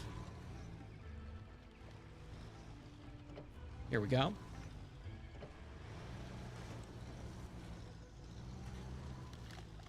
There we go.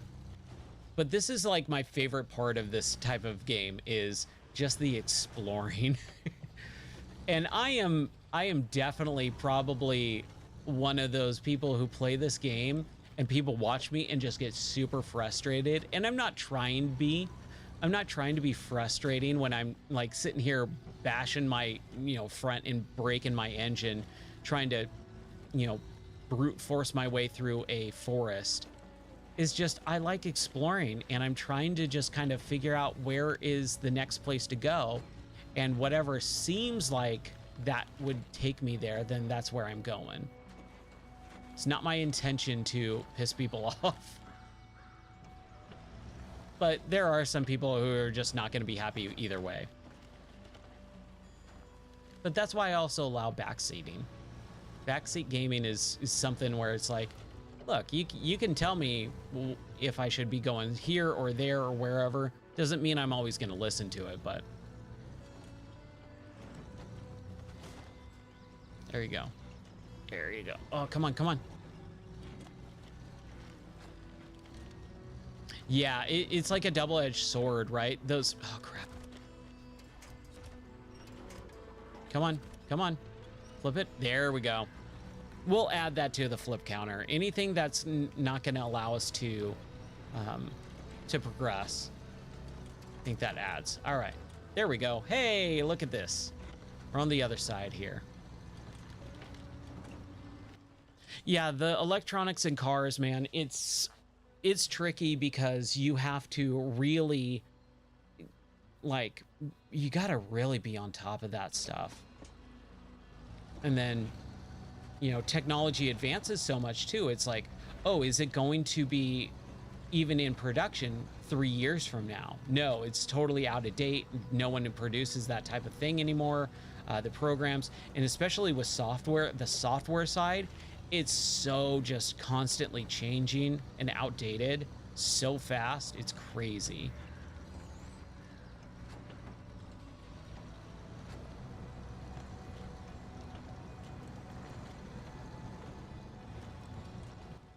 But it's cool. I mean, I always love learning about that stuff.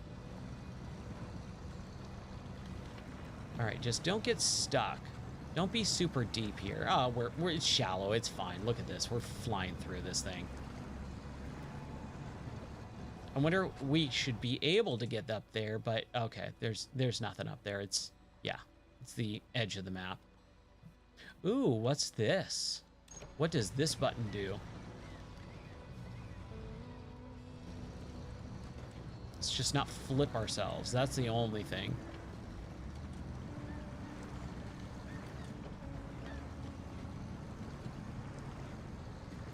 Oh, this is just a tree in the middle. Okay. I thought that was going to be like something big, like some ship or something. It's just a rock in a tree. That's fine. Oh, it's this area. Okay. Wow. We went from here all the way over here, up here, over here, up here, to there. That's fine. We're exploring and uncovering parts of the map, so I'm having fun with it. But yeah, I just hope I don't frustrate anyone when I play these games, because I've definitely seen people play games where I'm just like, what are you doing? You're playing it completely wrong. But I think part of what's cool about this game is you can kind of play it the way you want, right? You can play it hardcore sim, where you're, you know, sitting there adjusting your tire pressure and, you know, really spending time, you know, tweaking the vehicle so that your fuel gauge, you know, is, you know, a certain amount and blah, blah, blah, and all that stuff. Or you can just kind of play it like I'm doing, where you're just exploring, having fun, off-roading. Because we don't have any off-roading games anymore. There were so many off-roading games in like the Super Nintendo, PlayStation eras, like the classic quote-unquote bit eras of video games. We had so many off-roading and different styles of car games, and now we have Super Ultra Simulation and our Arcade Racer, and that's it. Nothing else in between. And I think this strikes a solid balance between simulation and something else. You know, definitely not arcade, for sure. Definitely not arcade. Let's get in the daytime. I need to see what I'm doing.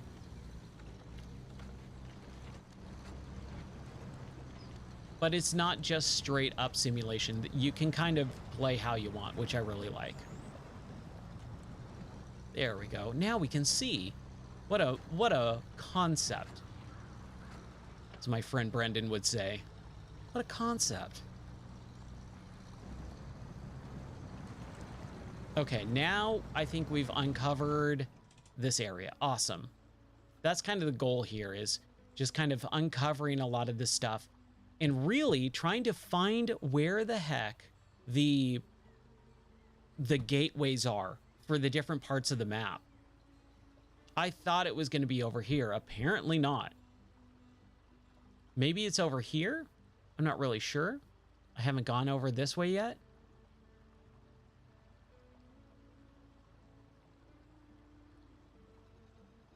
I'm thinking maybe over this area, though. So let's try that. Let's go back to camp and fill up our gas tank, though. Since we're right here. Might as well, right? We might as well.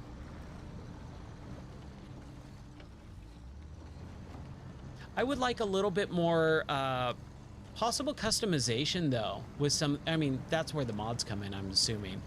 But some extra customization on like the skins of the car and some of the parts. I'm not a big customization, or at least cosmetic customization fan. I kind of don't care most of the time.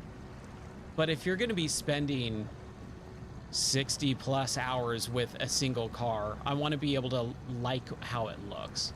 And if the car looks dumb, then I'm gonna be kind of a little bit perturbed by that. I don't know why my mouse keeps kind of popping up there. It's weird.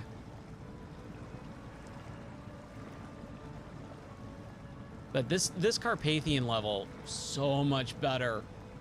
Oh, by the way, just in case you're still here, Hockey, don't base your game experience off of the first map, which is Little Colorado. It is very small. It's a tutorial map, and it's very desert rocks. And then you get into Arizona, and try not to spoil too much for you, but I mean, you are watching the game, or you were. The first two maps are a little bit rough. This is definitely my favorite so far that I've come across, because I like the trees. I like having like multiple winch points. Like, there's pretty much nothing to winch on those first two desert maps. It's all rocks and very, very, very little trees. Okay, so let's go that way. Let's back up just a second here.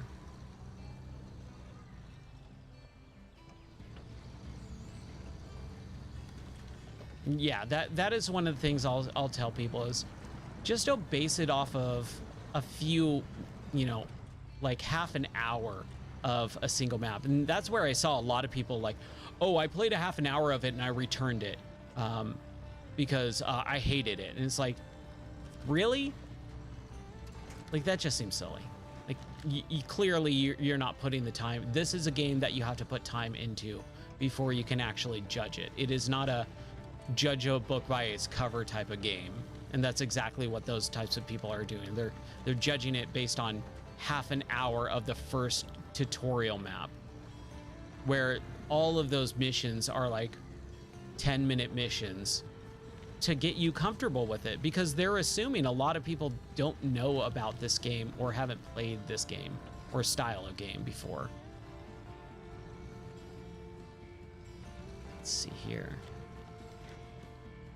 Where am I going? Do we want to go around? No, I think we want to go there. That's where we want. Okay, we're going the right way, I think. Let's get out of the forest, Ryan. Get out of the forest. That's all we need to do, is just get out of the forest.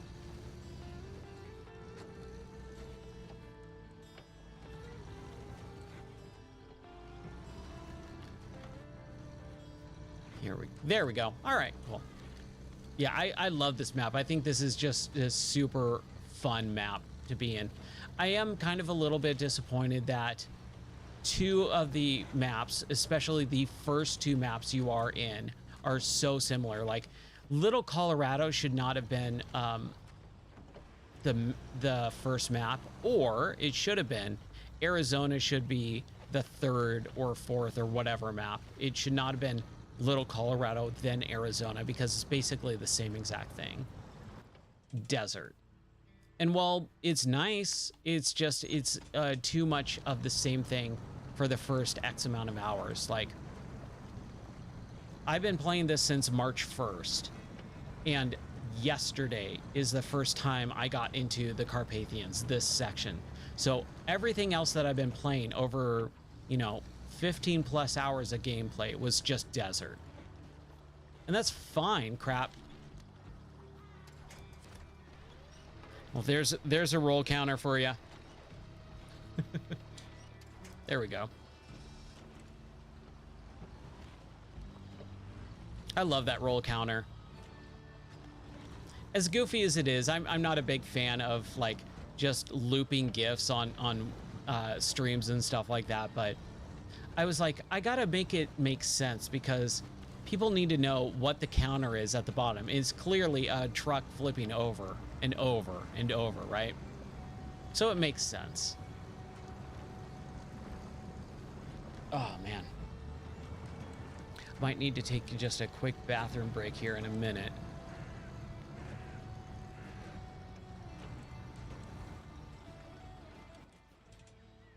Whew, boy. This map, though, dude, whew, there's a lot of stuff. Okay, so let's go on the other side over here.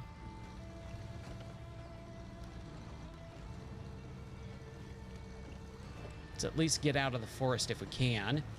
Just run over trees, right? Just run right over it. Who cares? That dithering effect is a little bit rough when you have the trees start dithering so that you can see through them. Like, it's definitely needed. You have to be able to see through them, but it definitely does complicate things a little bit too. Oh yeah, look at this. We are just flying by. Look how cool this lake looks too. I love it. Whoa, whoa there.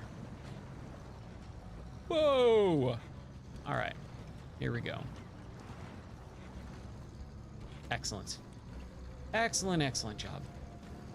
We're just booking it across. Dude, look at how fast this thing is. This is great. That's what I love about scout vehicles, and that's why I liked, you know, exploring in SnowRunner so much. You just be able to fly through some of this stuff on scout vehicles. The bigger, heavier trucks where you're spending like 45 minutes going like half a mile down the road in a mud pit, like that's a little bit too rough for me. Like, not that I don't partially enjoy it, but at the same time I go, oh, I need some speed, at least a little bit. And getting stuck and then having it flip over and stuff like that too. Oh man, that was always like the, oh, I just wasted 45 minutes of my life. Okay, airdrop. Anchor point and some spare parts and fuel. Well, we definitely need fuel. Ooh, okay. And for right now, I guess we can grab some scrap metal, at least, right? I do like the jack screw, but since we are exploring, I'd rather make some money. So there we go. All right. So what I'm going to do is I'm going to do a quick restroom break, and then we will be back. Let's take 5. How about that? Let's take 5.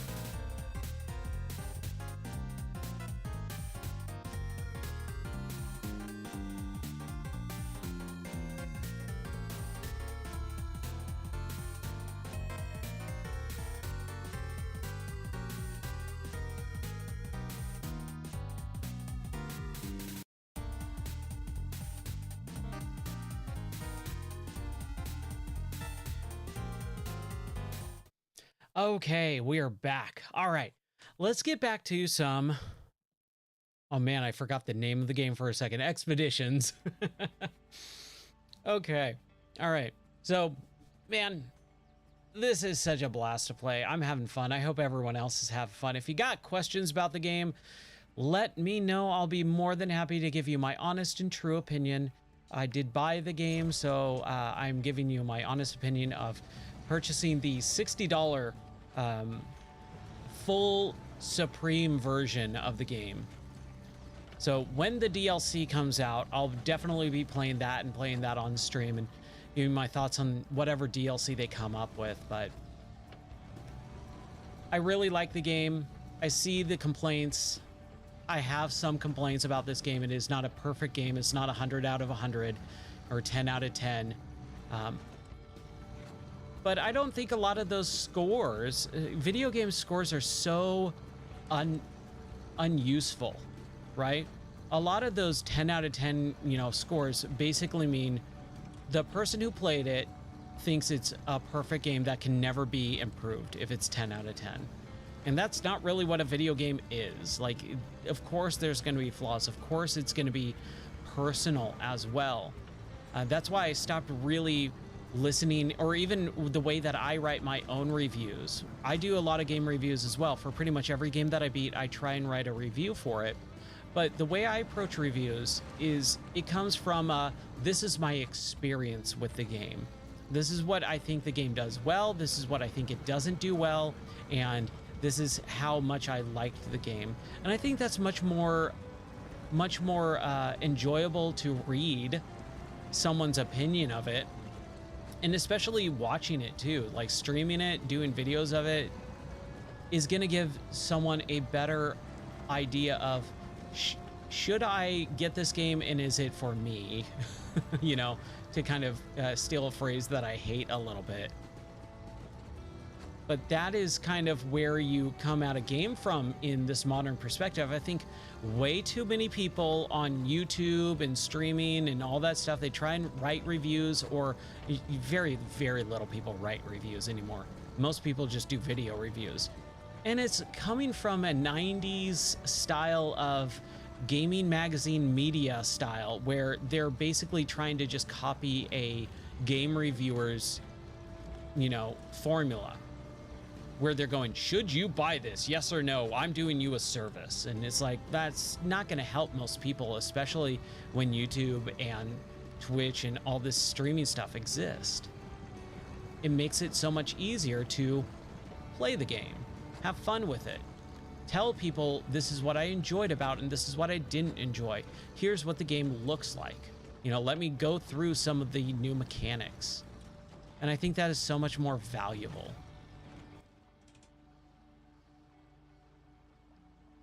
Man, we're uncovering some map here, but there's not a whole lot on this ridge. We're kind of getting to the edge here. I wonder if we're able to, there's no way we're going to be able to ford, right? But hey, we'll continue on. We'll keep going.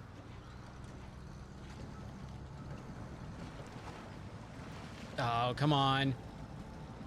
Really? Already got, oh. Where's the winch? Where's the winch point? Oh, way over there. Okay, that's fine. Apparently, we don't want to go that way.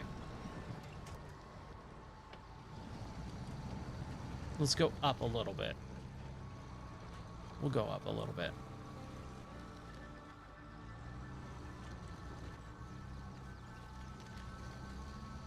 All right.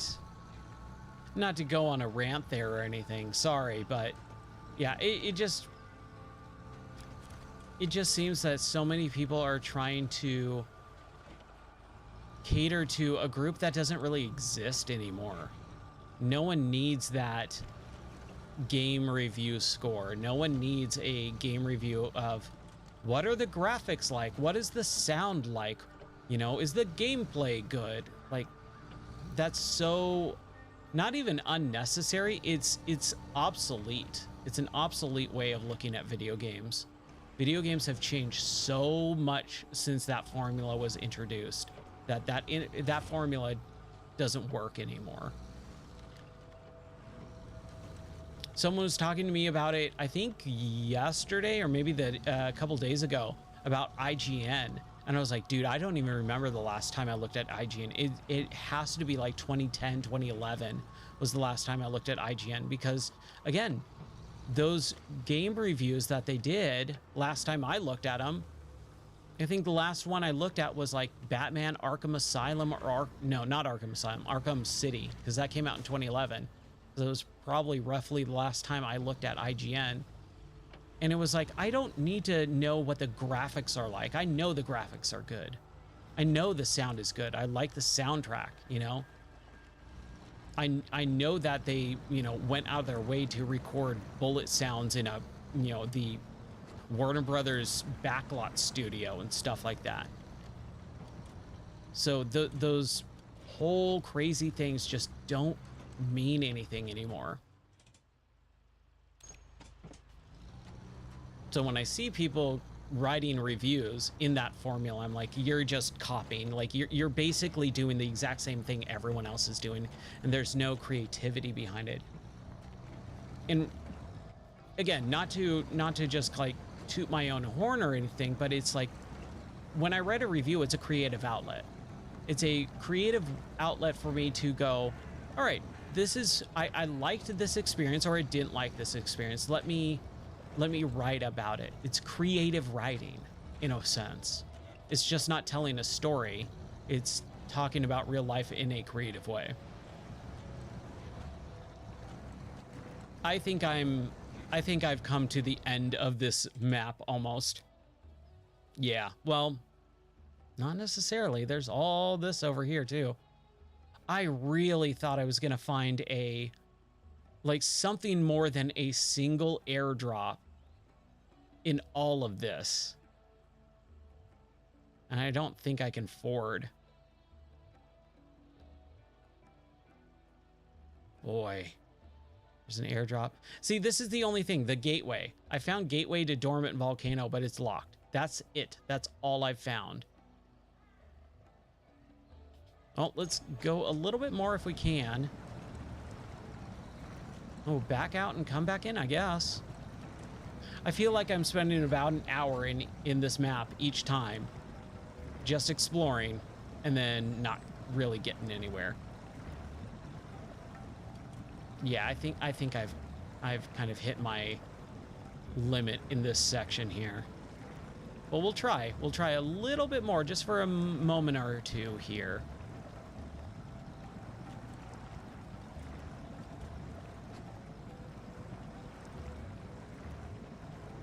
I wonder if I can, not that, hold on, devices. Oh yeah, it's all red.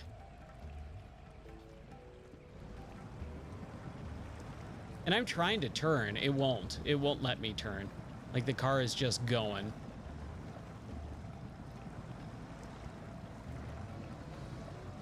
It's just getting more stuck as we go further in.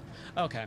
You know, again, I don't want to just waste time, so let's get our money for our items sold, our quartz, and we'll go back in. We'll pick another section though. Oh man, I just want to find the gateways so that I can do the next mission. That's all. That's all I want.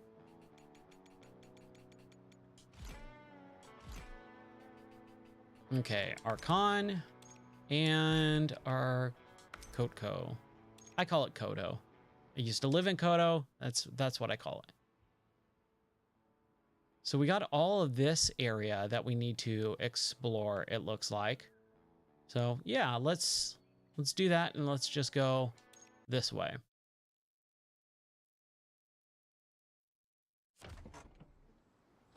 All right, here we go yet again. Let's see if we can make some stuff happen here. I don't know what these eye things are for. Let's go to the eye thing. A dugout. What is a dugout? I mean, I know what a dugout is in baseball, but what's a dugout in this game? An actual dugout. Can I do anything? No? Okay. Just checking. Just checking. Okay, so I think we go here, go here, go through here, here, and then here. That's what I'm thinking. If I thought wrong, it's okay. This is all exploring. It's an all exploring mission. That's it.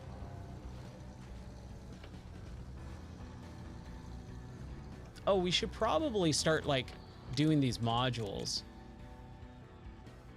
So 10,000 for an essentials where we get fuel, spare parts, and wheels. The warehouse is gonna like be just more stuff that we can load up, I guess. And then the workshop is where we can get jack post and anchor points.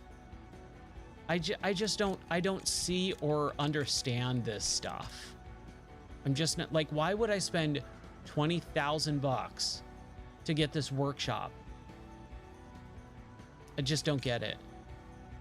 Like even $10,000, if I need it, sure, okay. But I kind of don't. Not right now, anyways. The gas is nice, like being able to go back to camp and gas up, but it takes so long to get back to camp. It's like, why wouldn't you just recover / back out and restart? That way, that's where we need to go. Yes, here we go. Let's hopefully not flip over. Okay, we got it. Oh, geez. Okay, there we go. Yeah, we're gonna find that gateway. That's the whole goal. If we can find the gateway by the end of tonight, I will leave here a happy man. I'm already a happy man, but I'm a happy boy, but I could be happier. Oh, I actually ran over those mushrooms. They actually crumbled. That was kind of cool. Is that a hobbit home? Is that a hobbit home? Or what is it? A hobbit hole is what they're actually called. It kind of looks like it. I know it's not, but it kind of looks like it. Hey, look, I got to have fun here too, right? I got to keep myself entertained. And the game is doing a pretty good job of that too.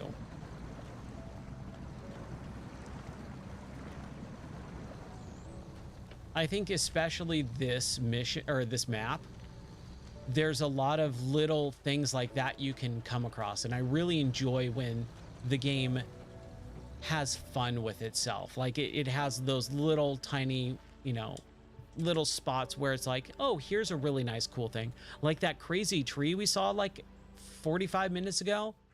That was really cool. I liked that a lot. Okay. Let's go this way. Oh, I had it in park. I was like, I didn't run out of gas already, did I? Man, look at how beautiful this game is too. The art direction for these games has always been pretty good. They do a real good job on the lighting and the skyboxes. Making it feel very authentic to driving around in the wilderness. I've always enjoyed that about these games. They're not ugly. You know, I've definitely seen some ugly car games. This is not one of those. This is beautiful. And, you know, there are definitely like the texture pop-in issues and stuff like that. But again, those are issues. Those are bugs. That's not art direction. Art direction is this, the little green, or sorry, yellow, like fireflies, the lightning bugs, as we call them out here. That still is getting hard to get used to, lightning bugs. But that's an artistic thing, right? Crap.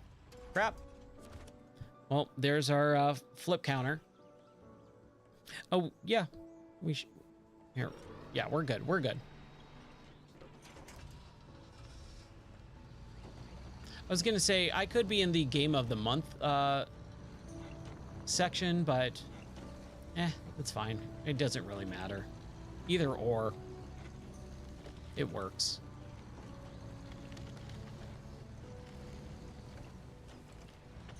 Okay, where am I going? I'm kind of, oh, hey, it's the other side of where we were just a moment ago. I don't think I want to go off the cliff though. Man, I feel like I've explored a good chunk of this map and I'm really not coming across a whole lot. A lot of it is kind of just, yeah, here's this thing. I hope I do find what I'm looking for. Oh, let's turn on the headlights. By the way, if you don't know what the headlights are, it's the right thumbstick.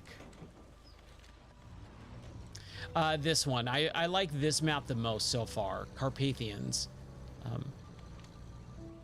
Little Colorado, which is the tutorial level. It's desert and it's fine. You know, it's a smaller map. It's there to tutorialize everything. Then, man, my mind blanked there for a second. Arizona is the next map. But one thing that I was kind of a little bit disappointed in was that it's another desert map, right? Right after you do a desert map, you go into a bigger desert map, and it's a lot of the same style. And as nice as the desert stuff does look, I got a little tired of being in the desert for, you know, around 15 hours. I've been playing this game since March 1st because I got the Supreme Edition. So I got early access to play the game on March 1st. And I put 15 hours into the game before I even got to this level, which is a totally different style. Okay, come on, come on. Just plow through here. It's a couple branches. A car should be able to go through. Oh my gosh. Come on. There we go. Oh, what is happening? I have no idea what's going on here. Hold on. But yeah, I would say this is my favorite favorite map by far, for sure. I just wish I could find more stuff. It is definitely a lot harder to traverse than the desert stuff. Once you kind of learn the the extra stuff. Oh, thank you. Thank you. I appreciate that. That's where I post my schedule for streaming every day and all that. So I talk in there every day. You can always ask me questions no matter what. I'm in that Discord every day. And that's where I also post stuff about videos I do, the podcast, articles I write, reviews I write, all that stuff. That all gets posted there as well. So if you ever want to know my thoughts on something, that's like the best place to go if I'm not live, because you can always ask me stuff. I am an open book. There we go. Hey, we got out of it. Whew. We should probably stick to the river, and we should probably get into daytime.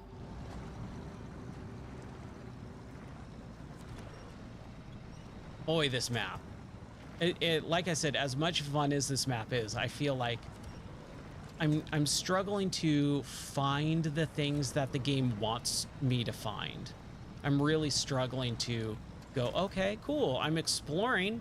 I'm having a blast exploring, but I feel every time I've spent 2 hours in this map so far, and I've really not come across a whole lot.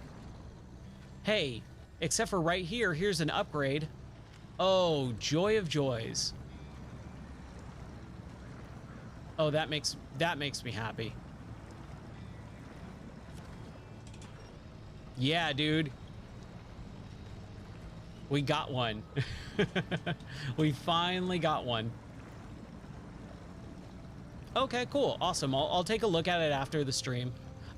Anytime someone does something on the Discord, unless it's super, super urgent, I always look at it after the stream, because the stream, you guys, you know, my viewership is always the most important thing. All right, lift kit, sweet. A suspension lift kit, good for venturing down off-road.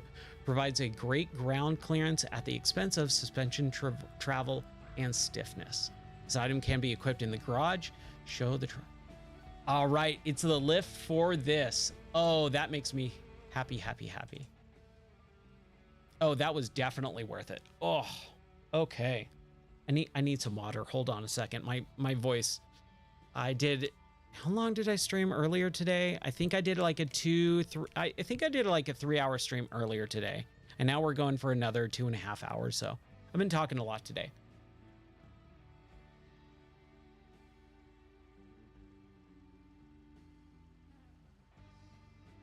I do talk for work like this, so it's not that big of a deal.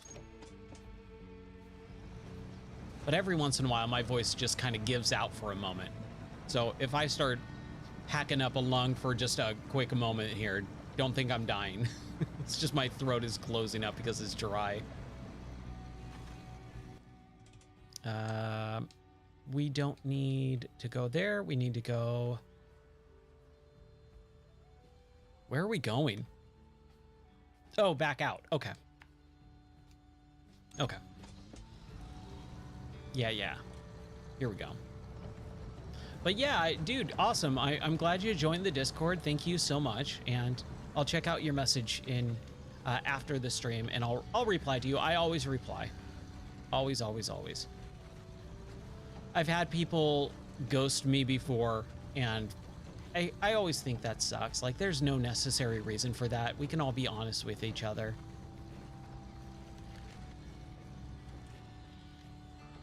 Like I said, I'm an open book. I've always been that way.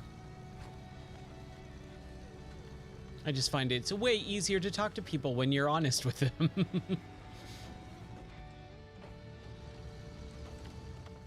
I mean, it's the best policy, right? Honesty. All right, where are we going? What's happening here? Let's get over.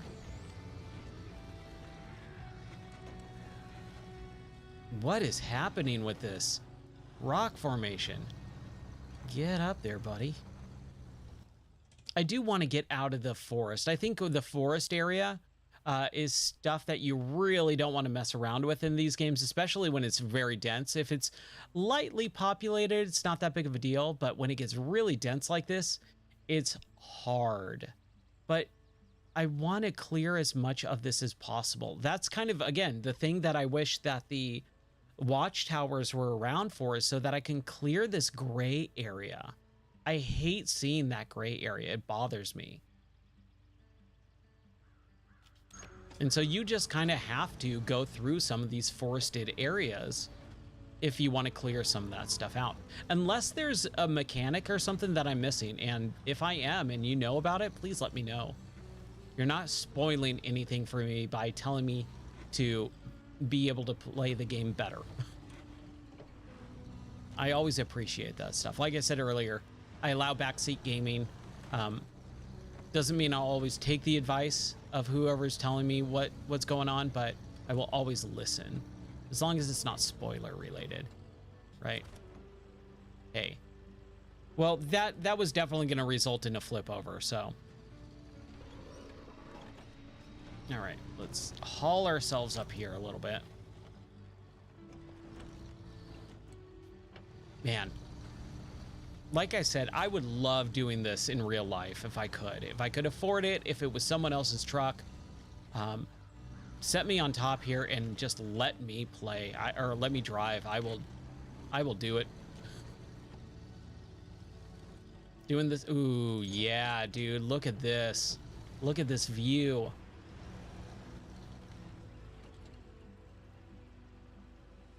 Oh, that's a beauty.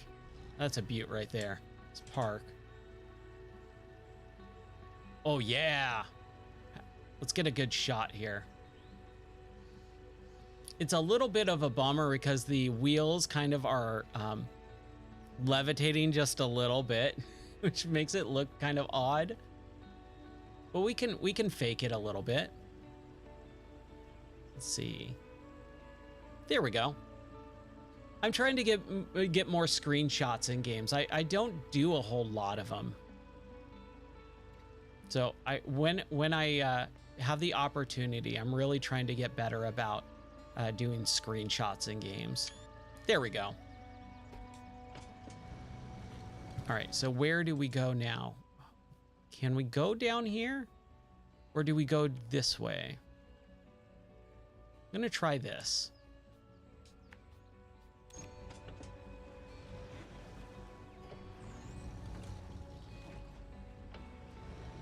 Okay. We'll go. We'll explore, for sure. We'll just take it easy. Or, take it greasy. That's my youth pastor used to say. Take it greasy, Ryan. All right, I will. I will take it greasy.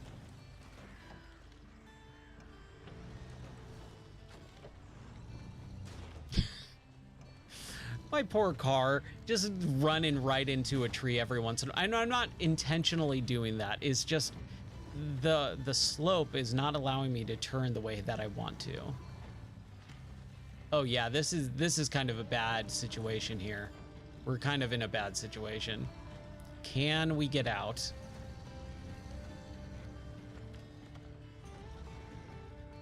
Let's see here.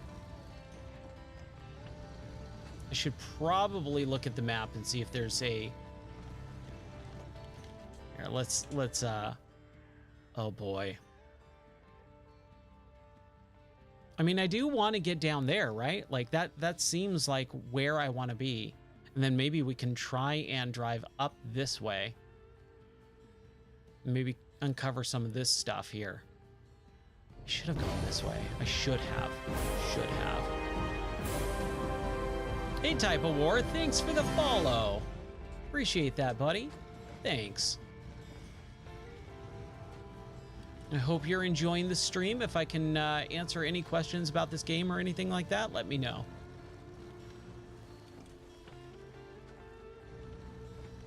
I am here as a potential helper of video games. Use my massive brain. Oh, nice. Awesome. Do you have all the DLC for SnowRunner? Do you like prefer a certain vehicle? Oh man. Oh crap. Well, I'm thankful that you're watching, dude. I appreciate that.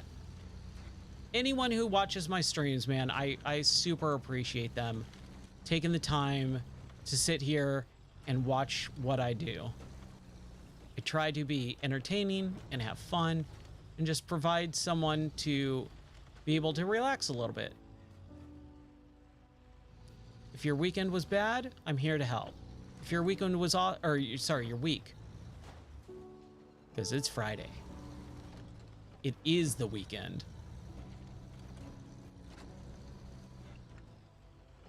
Okay. Yeah, dude, that's exactly what I did. I originally had it on Epic Games Store because it was exclusive, which I was kind of bummed out about, but I was like, the game seems cool enough that I'll definitely buy it, and I did. And then when it came to Steam and like it was on sale where all the DLC was available too, I did that. I think it was like 45 or 50 bucks, and it was like all the DLC and the base game for like 40 or 50 bucks, something like that. Maybe even 60. I could be wrong. It was a couple years ago. And I was like, I kind of already own this game. Do I want to double dip? And I was like, I like this series enough to do that. I definitely like this series enough to buy it on Steam so that I could do like multiplayer and stuff, even though I've never tried that before. I still haven't played multiplayer in it, and have all the DLC on my Steam library. And so I did the same exact thing.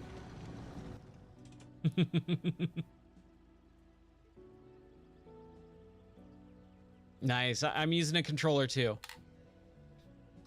Oh, dude, the G920, is that a Logitech wheel? Like, are you using a wheel peripheral? Because I am interested to see if you like that or not, if it's worth it. Okay.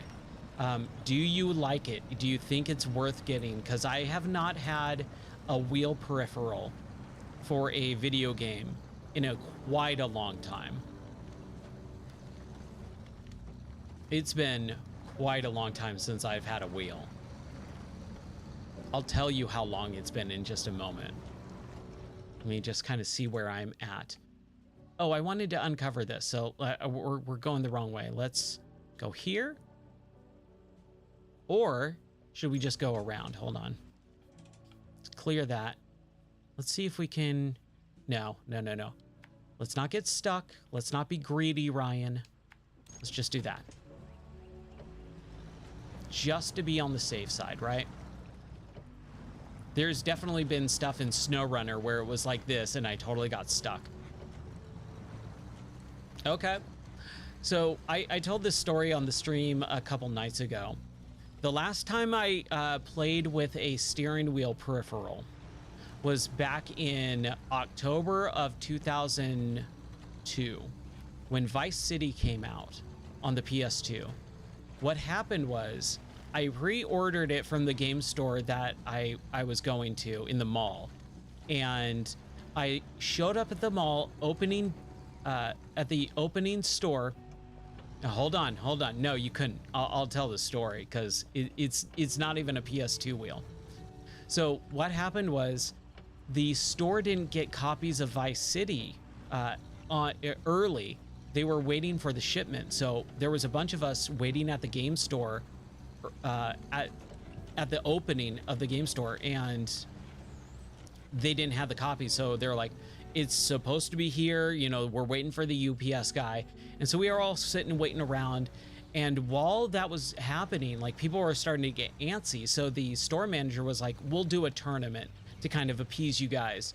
So we started doing like game tournaments, and they did a tournament of Time Splitters on PS2. And I came in first on Time Splitters. It was first or second, I can't remember which. And the prize that I got for coming in whatever place was a Nintendo 64 steering wheel. And I was like, yay? Like, what am I gonna do with this? Like, the Nintendo 64 is kind of several years old. There's not that many games for the Nintendo 64 to use. Oh, I went way wrong way. Let me reverse. I just got this steering wheel and I had no idea what things I was gonna use with it, but I won. So sure, all right. And that was the last time I used a steering wheel peripheral, was in 2001 on a Nintendo 64 steering wheel, because I won it in a tournament waiting for Vice City. But that was super fun. And what's really interesting too is I used to own a video game store back in 2009. And so I kind of tried to replicate a lot of that stuff. I would run tournaments. You know, if we had a big game coming out, I would say, all right, we're going to do a midnight tournament, or we're going to do a midnight launch. And if you come into the store before midnight, you know, from like closing hours of like 9 o'clock to midnight, we'll definitely do a, you know, tournament, and I'll give away stuff. And I'm trying to carry that over with this channel too, where I'm going to do a bunch of giveaways for, you know, codes that I have for games, because I have a ton of CD keys and game codes and stuff like that I'm never going to use. Why would I hoard them when I can give them away for free? So I'm going to be doing a lot of giveaways and stuff like that too. Oh, thanks. I appreciate that. Yeah, I mean, it's my little way of giving back to people, you know? And it's also an incentive to, you know, hang around and watch my streams, and hopefully, you know, I don't want to bribe people.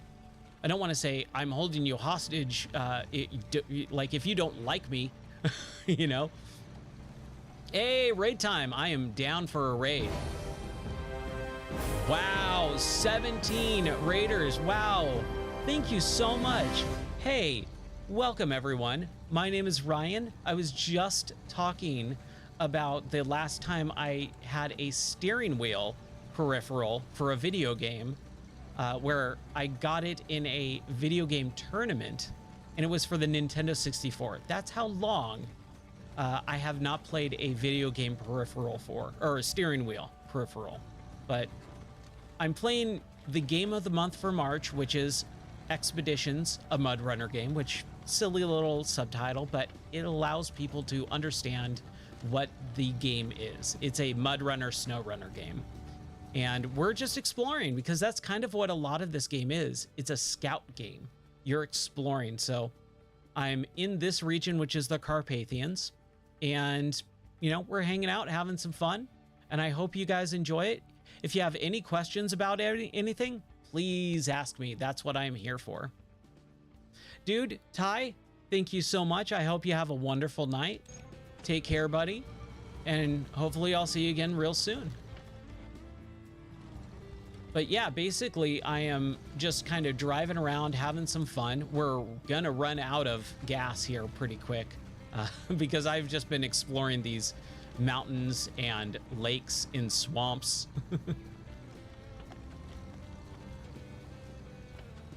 Oh, is that really where it kind of came from? That's interesting. I did not know that. That's awesome. Thanks for the follow, by the way. Yeah, I'm thinking, like, I was kind of like contemplating why this game exists, because there's been a lot of, like, not vitriol over it, but there's been a lot of people kind of huffing and puffing over this game a little bit. And I think it's partly a budget title so that Saber can buy themselves out from Embracer. You know, that's definitely gonna give them a little bit of cash in the pocket to buy themselves out so that they can kind of do what they want and get away from Embracer Group, because man, we all know now Embracer Group is not great for the gaming industry. It seemed like it was going off on a good start, but ooh, it's been rough for the last couple of months with all the studios they're shuttering. So I'm down for them doing whatever it takes.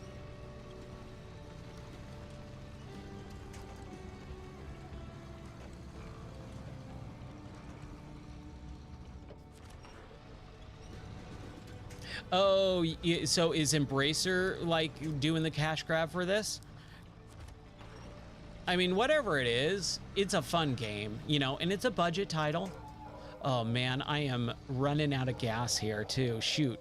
We gotta hold on. Oh man. Okay, so what do we, my dog is just going crazy. He does that. No one's murdering anyone. All right, it's just my dog howls. I love him. His name is Banjo, but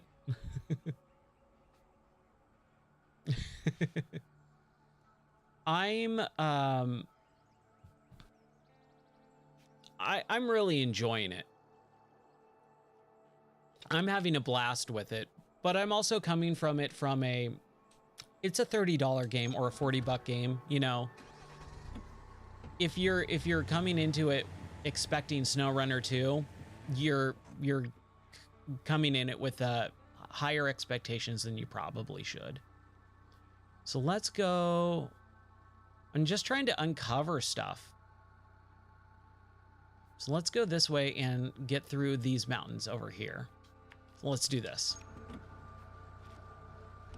But it's a real fun game. I've been having a blast. I made it the game of the month for March. So every month I kind of like not dedicate an entire month to only playing a game. Like I'm a variety streamer, so I play everything. Modern titles, retro titles, VR, all of that. Yeah, exactly. And I hope they don't name it SnowRunner 2. I hope they name it something different, because I do like Mud Runner, Snow Runner, Expeditions, Spin Tires. You know, hopefully we'll get spinning mud snow tires. I hope that's the the title for the next game. Can we go down here? That looks like a pretty bad drop. Stuck Runner. Oh, dude, so are you actually working on it? Like, are you actually part of the development team? Hey, Faustism, how's it going? Hope you're doing well. Good morning to you. Because I'm really happy with this game, and if anyone who is you know, watching my stream who actually worked on any of the games that I talk about. I hope I'm doing justice to them, because I'm having a blast with this game. I'm having so much fun with just exploring, but like I said, I'm also tempering my expectations.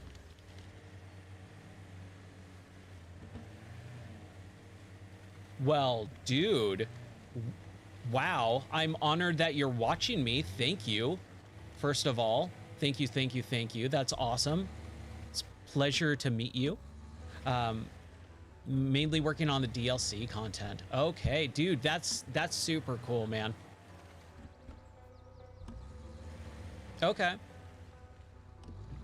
And man, now I'm flabbergasted. I would have never thought someone who worked on these games would be watching my stream or talking to me. That's super cool. I appreciate that.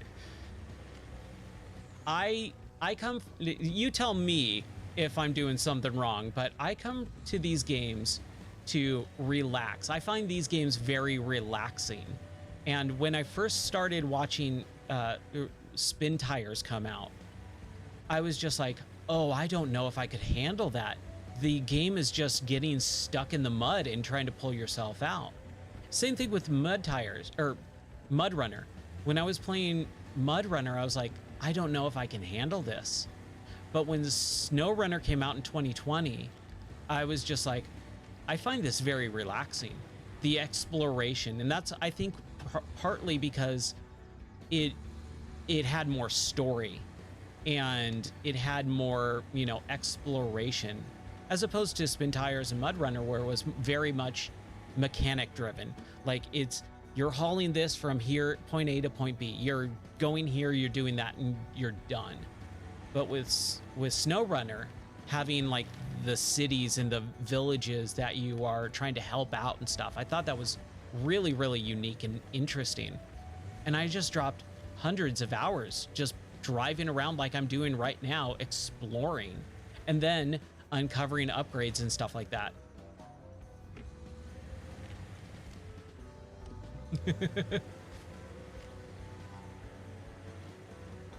Oh, no way. That's awesome.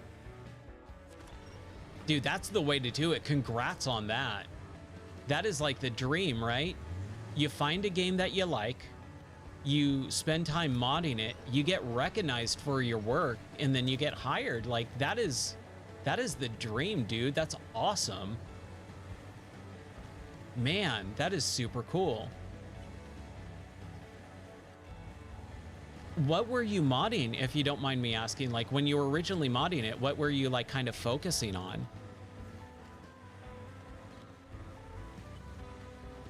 Because I think the mods really do, and that's kind of how I got hooked with Snow Runner. I was exploring, I was having fun, and then I went, oh, there's mods, and I don't really mess around with too many mods. But I found a few that I really liked that just kind of made the game a little bit more enjoyable from a driving around and exploring scouting standpoint. And I went, dude, this is making this game infinitely better. Let's see where I am.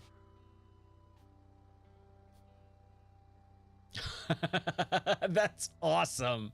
That is so cool. Yeah, I could see why you got recognized for that. Should I explore over here? Let's see. Where should I go next? I'm trying to basically just uncover a lot of this gray stuff. Dude, I'm going to have to try and look that up afterwards. I mean, I live in Tennessee. By the way, I love the DLC for the the Tennessee DLC in Snow Runner. I thought that was super cool because I just moved here a few years ago. Yes. I keep forgetting about the devices. Like, I've been actually pretty good about doing the tire inflation, which I think is probably one of the coolest things about this. Like, I really like doing that. I think that is really unique, and A, is really unique, and B, it's immensely helpful too. And the drone, I think, is actually really cool too, because from what I've seen, you can bust it out and then, you know, kind of clear out some of that stuff. I just kind of forget about it, you know? Yeah, I love Tennessee. It's a beautiful area. I love where we live. It is a blessing. Oh, good. Good. I've got all the DLC. I try to play the DLC as much as possible, but there's so many games to play. Like, I kind of get sidetracked every once in a while too. But yeah, the new winch and the tire inflation is probably just like one of the sweetest things. It is so rad. Okay, I was gonna go over here. That's what I was gonna do. Or should I go? Let's go up and let's go over here first. And yeah, like I said, the main aspect, the main joy for me is just exploring. So if there's a thing that I could probably do with the drone to uncover it, I'd probably drive there first. But if it's like a dense forest, that is probably way smarter to just do the dense forest and use the drone to kind of fly out of it. Where am I going? I'm getting all turned around here. So just so that you know, I am not a big hardcore, you know, meta type of person when it comes to this game, where I'm looking at, you know, all the little nuances. I'm kind of one of more of those relaxing, just take the game as it's presented. If I have some helpful tips and stuff like that, I'll definitely use it. But I'm just having so much fun just exploring and upgrading and powering through this game, sometimes with brute force too.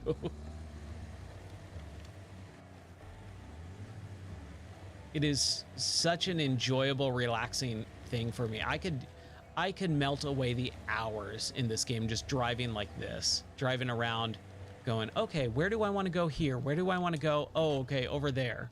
Let's do it, you know. Is my Marshall out of gas? Yes, it's out of gas. That's the whole reason. Let's see here. Where else can we go? Let's go over here. Gotta swap cars though.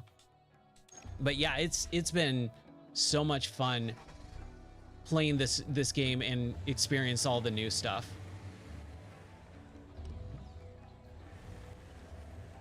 Oh, really? Okay. So I'll tell you, maybe you can help me out here.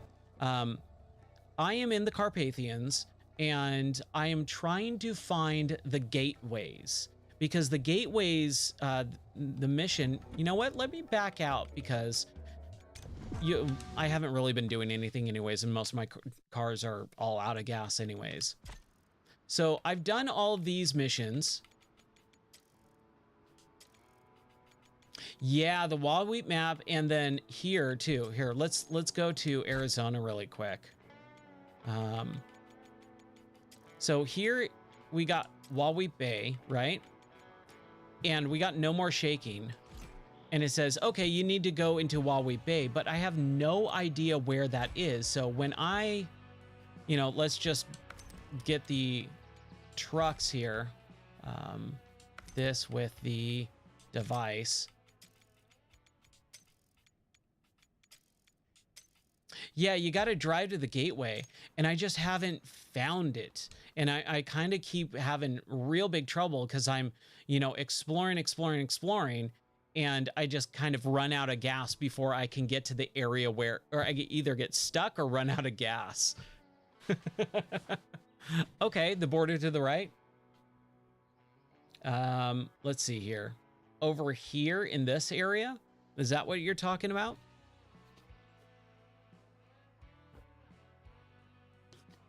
Because I'm definitely down to kind of figure out where the heck these gateways are. Will it? Okay. Let's start it up. Maybe I've just been missing it. I am still a new streamer, So I'm constantly trying to focus my attention on the game and chat and make everything fun and enjoyable for viewers. So every once in a while, I'll just straight up miss something like really obvious because I'm just not paying attention.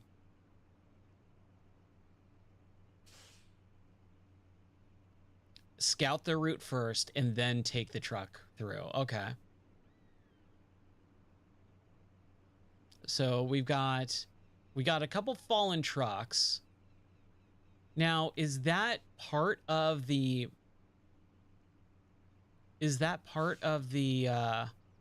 mission here? So I'm like trying to look for, they're always on the map borders. Okay. So here we go. And it's been a while since I played SnowRunner. Like I haven't played it in probably 8 or 9 months. Okay. Ooh, they'll unlock new vehicles. Oh, that's super helpful to know. Okay. So I'm thinking, should I... Yeah, especially with these maps too, it's kind of a little bit crazy. I'm wondering if I should start here in whatever the west outpost and then try and get these fallen trucks, and maybe the Wawi Bay gateway is somewhere over here, I'm assuming, because I'm not seeing it anywhere else on the map.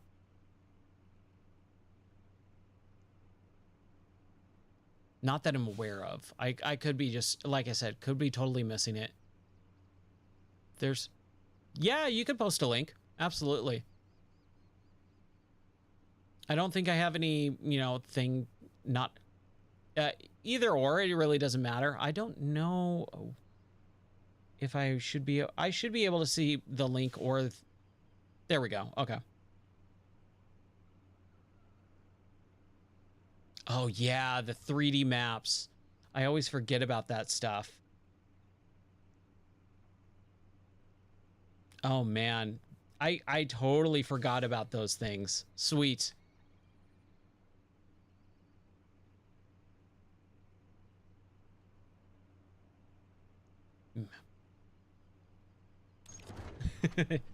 Good old Naked Dave, eh? That's cool. That's really cool. I'm just gonna explore while we talk a little bit. Let me kind of go back because I'm having fun in the Carpathians. I think it's probably my favorite map. Let's see here. Yeah, we'll just take the Marshall, just deploy, and we haven't really explored much of this area, it looks like. Have we? No, this is where we were. Yeah, okay. Yeah, start there. Yeah, that's super cool. I like that. I like that a lot.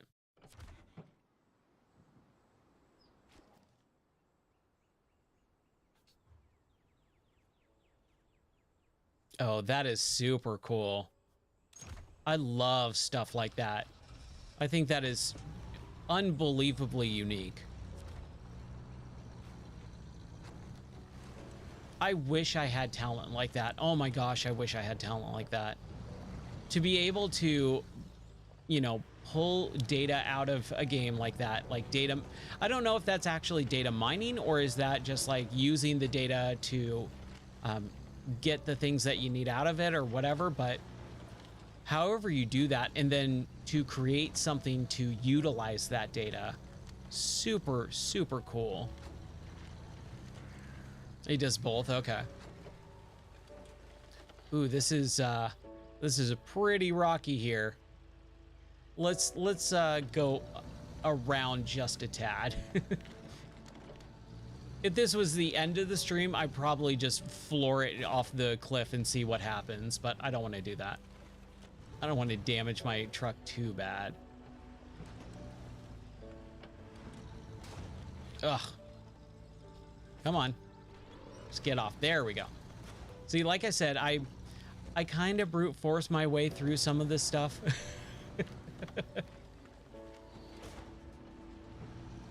Oh, that's rad. Wow, that's gotta be pretty humbling to have the devs use your mod too. That's super cool, man. Ugh. Again, living the dream type of scenario.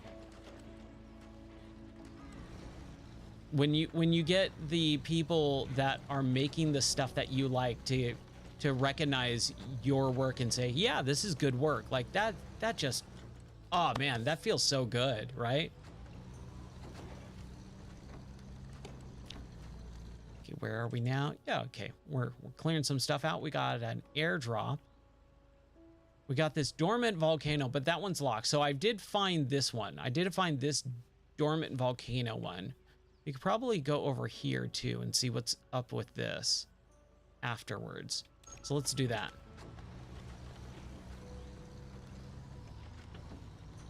And man, I gotta say, like, especially like, oh, okay.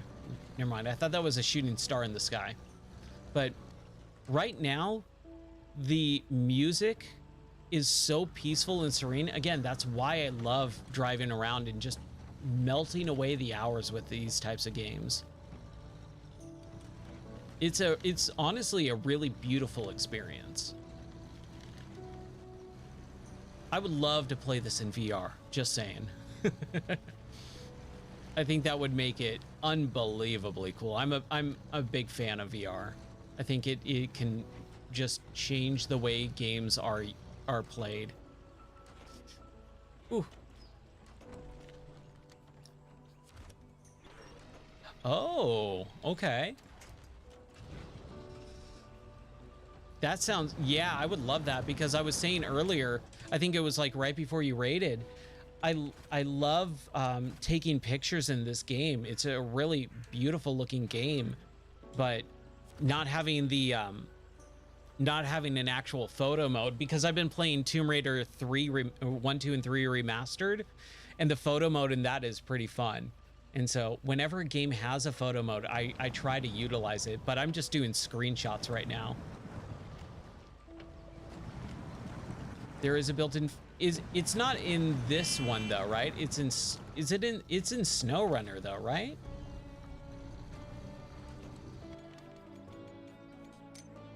Did I miss photo mode? Man, I want to play with a wheel so bad. I think that would be so much fun. Where am I going? Oh, okay. I mean, I should be rocking the most up-to-date thing, like the most current update. I haven't noticed though, but I mean, maybe I just need to explore, or maybe even turn on the photo mode in a menu or something like that. I can look at it later. You know, again, it's not a huge game-breaking deal breaker or anything like that. Where am I going? Okay, so I went the wrong way. Let's go this way. There we go. Let's back up. Here we go. Sweet. Yeah, I could play this game all day, every day. And it's, again, why I made it game of the month. I was like, dude, I kind of want a relaxing game to play. And what better way than playing the new, you know, runner game, whatever you want to call it. That's fun. I really like these little touches around the world, like the, you know, the cabin in the woods, or the tree that, you know, big tree and all that. It's in game now? Okay. I should be rocking the most up-to-date thing. I don't see why I wouldn't be.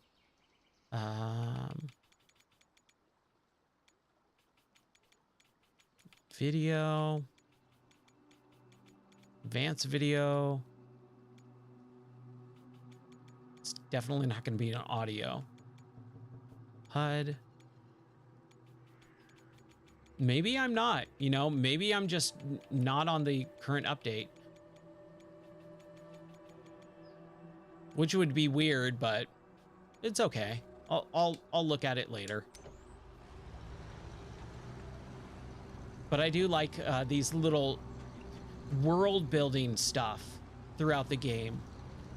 You know, you see kayaks and you see these two chairs with the campfire and stuff like that. I love stuff like that in these games. It makes it so much more personal. Not even just for the developers, but it makes it more personable for the player to kind of recognize, oh, there's things happening. This world is a lived-in world. Like, people are out doing things. It's not just your character in this forgotten, abandoned state where there's nothing else happening. Like, it gives life to the world in a really fun and unique way. And that's kind of what's kind of cool about this game and SnowRunner too, is like, man, there is so much world building in SnowRunner. That's why I enjoyed it so much, is there's so many stories and little things, even if it's just little flavor text here and there. It makes the world feel real and lived in, which makes me very happy, because I'm a big story person. I really like story in video games. I know some people don't, which not bothered me, but it's always kind of been like, really? People don't like stories in video games? That seems weird to me. So we're just going along the coast. That's what we're doing here. I don't think I can ford that. I don't want to try anyways.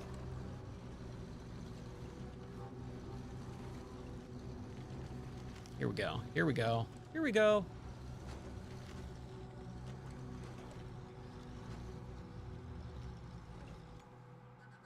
Oh, duh. Photo mode. Thank you. Okay. Dude, let's... Oh, look at night. Oh, let's go. But what am I doing? What am I doing? Photo mode. Okay. Wow, with all the lightning bugs, as they're called here in Tennessee. I've always called them fireflies, but free cam, that's what I want. Yeah. I'm assuming this is a little bit of a bug. I don't think that there should be this many fireflies. That's kind of nuts if there are, but oh, I love it. I love it so much. Take photo. Yeah, man. Like even this.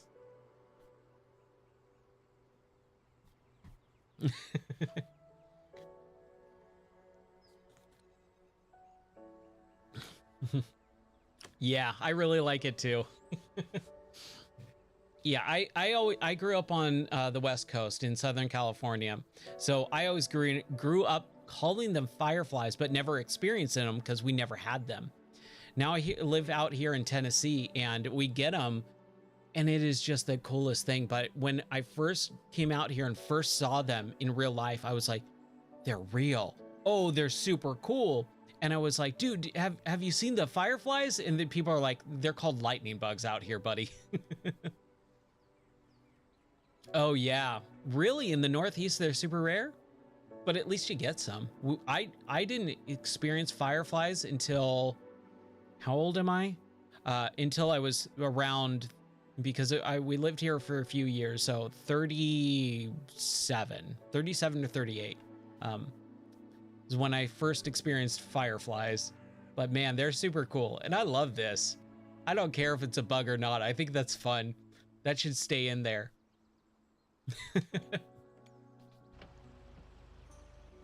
I used to own a video game store back in 2009. And when Red Dead Redemption was coming out, I had an early copy from my distributors, and I was playing it in the store. And we encountered a bug where the horse would vibrate and fly up into the air. And I posted on YouTube, and Rockstar actually got a hold of me and said, hey, how'd you encounter that bug? And I was like, oh, well, let me tell you, like, they said, where was it? What time of day in the game and all this stuff? Can you replicate it? And I was like, no, I can't replicate it, but like it got worldwide attention at the time, which was super funny for YouTube. Like, it went kind of viral. Yeah, and they contacted me about it because they saw the video. Like, Rockstar actually saw the video and contacted me from YouTube. Were you? Dude. And so they basically said, like, how did you encounter the bug? And I kind of like filled out a bug report for them. And I was telling them, like, I own a video game store and like I'm kind of promoting the game. And they're like, oh, do you want some promotional material? And I was like, okay.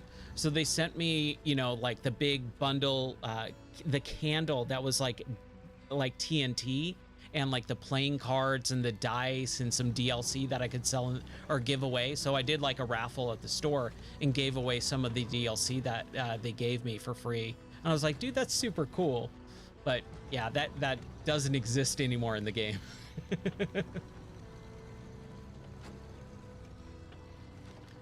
Man, you are one lucky duck, let me tell you. That sounds rad.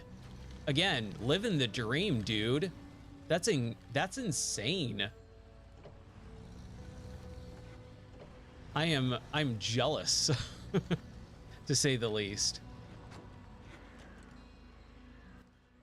You know, and I mean, obviously it's a job, it's an internship. It's not going to be all roses and stuff like that. I obviously know, like, it's not going to be the best thing in the world. But, you know, when you're that young too, you're kind of like starry-eyed and stuff out of high school, like that seems like the perfect job. That's so cool. Oh, hey, thanks for the follow. I appreciate that. Give me 1 second here. Let me just do this really quick.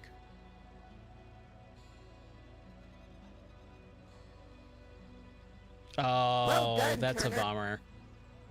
I mean, like I said, you know, it is a job with a big corporation. It is not going to be all roses. I totally get that. But hey, you're still doing stuff. So, I mean, you're still standing, and that's what counts, right? That is awesome. All right, come on. Come on now. What am I even doing with my life? I should probably back out and go around. That's what I think I need to do. I need to back out and go around here. Let's do that. I'm not paying attention.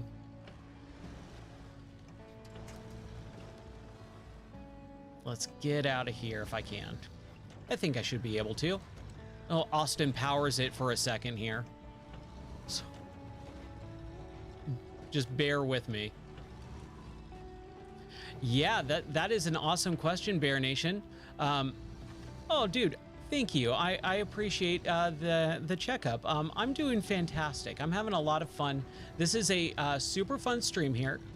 We are playing Expeditions, and it sounds like you already know about like SnowRunner. This is very similar. Oh gosh, I mean, it's so similar that you can roll your car. It is like the old ones, or the other ones, Mud Runner and SnowRunner and Spin Tires. It is more focused on scouting, so you can kind of explore, and that's kind of what I'm doing. I've always come to these games as exploring. Do a barrel roll. Your father would be proud, Fox. I just played through the Star Fox series like a couple weeks, maybe about a month ago at this point. But I played through Star Fox 1, 2, 3, 3. Star Fox 1, Star Fox 2, Star Fox 64, Star Fox Assault, and then I was gonna play Star Fox Zero because I've never played that game before. And I couldn't get the controls working properly. But I'll play it at some point. I didn't want to bust out my real Wii U because who wants to play on a real Wii U? That system. Ugh. I think that was It had some, it was a predecessor, you know, it was basically like a tech demo. But, oh, sorry, Bear Nation, to answer your question, I really like the game. I think it does a lot of stuff well. If you like the other games, dude, it's a lot of the same, but it is more based on exploration. And if you like that, which I do, I love it. It's like my favorite part of these types of games is just driving around, getting lost, exploring. You're gonna have a real good time.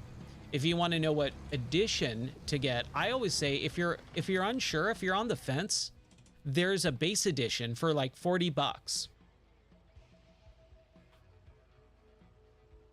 Do I like the Spin Tires camera? I don't remember it. The last time I played Spin Tires was in 2014 when it came out. I believe it was 2014, right? It could have been a little bit, I think it was 2014. Let's see. Oh, the weird offset camera. Yeah, I don't think I had a problem with it. I don't remember it, unfortunately. I just kind of don't remember a whole lot about it. Really? That's cool.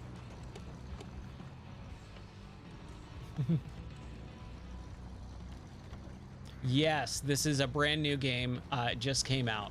It came out on March 5th, but it did, if you bought the special editions, the year one and the Supreme edition, which I bought the Supreme edition because I love these games so much, you could get get it or you could play it early on March 1st. So I've been playing it since March 1st and I'm having a blast with it. Ooh, legacy camera. Let's try that. Settings, options, video, and then hidden list legacy camera. Oh yeah. Please note this is a beta feature. Oh, dude. Okay. Oh, what am I doing? Hold on, I'm getting stuck. Yeah, that's crazy. I love it. Dude, thank you for telling me about that. That's rad.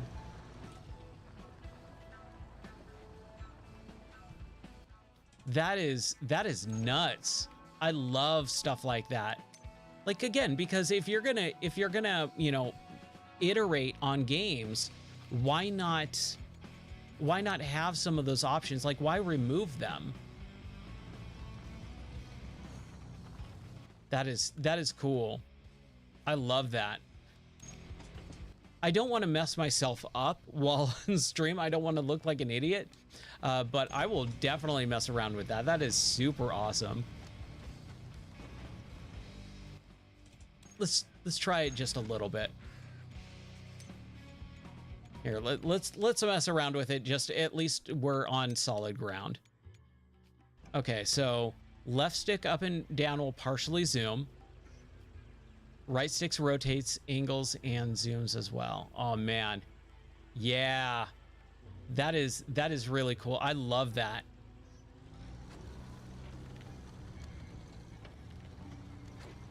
Oh man, yeah, that's super fun.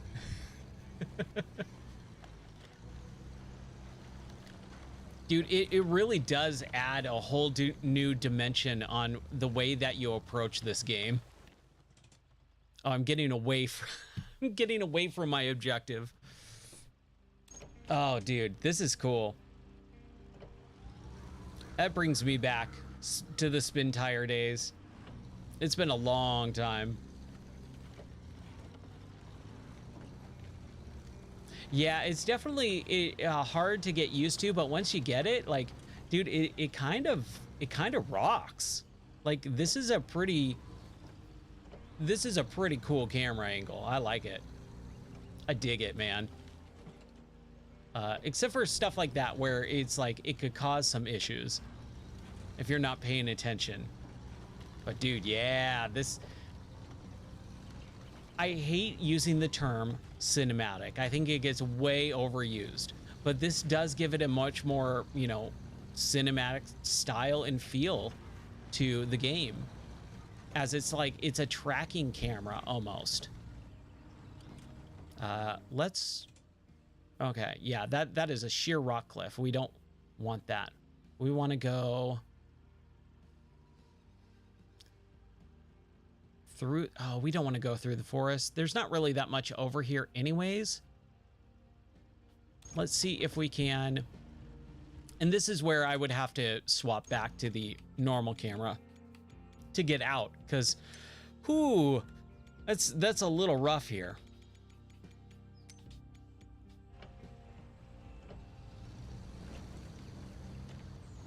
Here, let's see.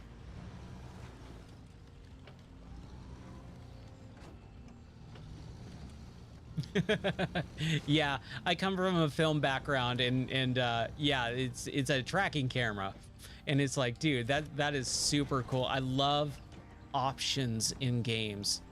Giving the player options is like the best thing about video games. Is you can kind of play how you want. You can kind of do and create a different experience than the person before, right? It's like one of my favorite things about video games. Oh, is it? Okay.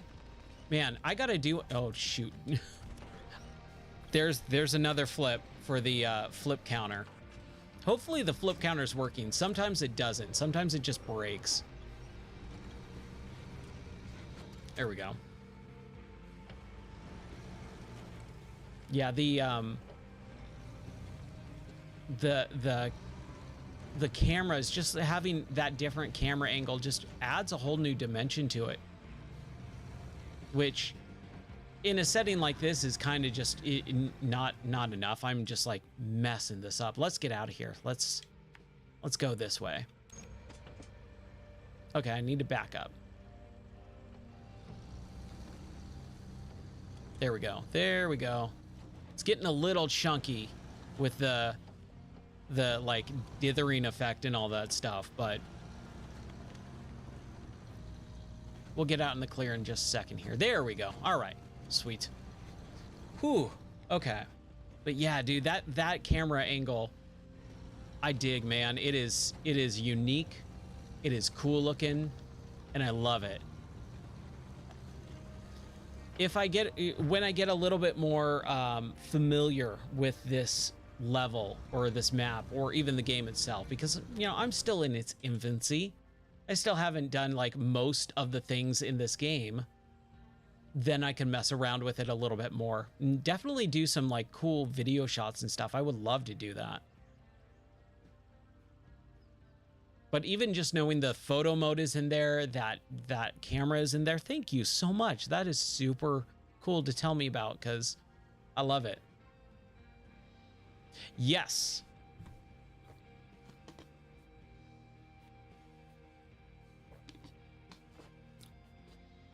Oh, that's cool. Yeah, I used to own a video game store in 2009 in Southern California, and it was a mom and pop retail store where we sold both brand new modern video games and old retro video games. So everything from Atari 2600, 5200, ColecoVision, Intellivision, Nintendo, NES, Super Nintendo, Genesis, Game Boy, Game Boy Advance, Game Boy Color, N-Gage, things like that. We kind of sold it all. And so I owned that store for a few years. Unfortunately, GameStop came in literally across the across the street, like literally across the actual street, and put me out of business, which was a big bummer. That was one of the low points in my life, let's say, failing business of like my dream. That was my dream job. But for the time that I had it, I was very blessed, and I had a ton of fun with it. And I got to go to E3 for from 2009 till it kind of ended, right? And that was so fun. And every once in a while I'll show off stuff on stream. Like I'll do it right now, just really quick, if I can find something.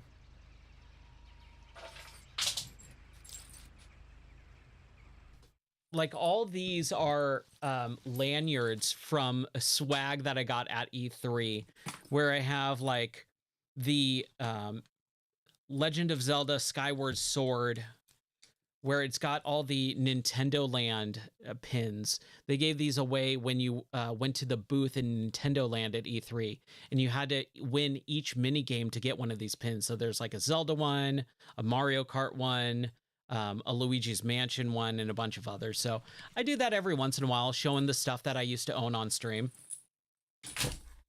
It was a lot of fun. Oh my gosh, it was so much fun.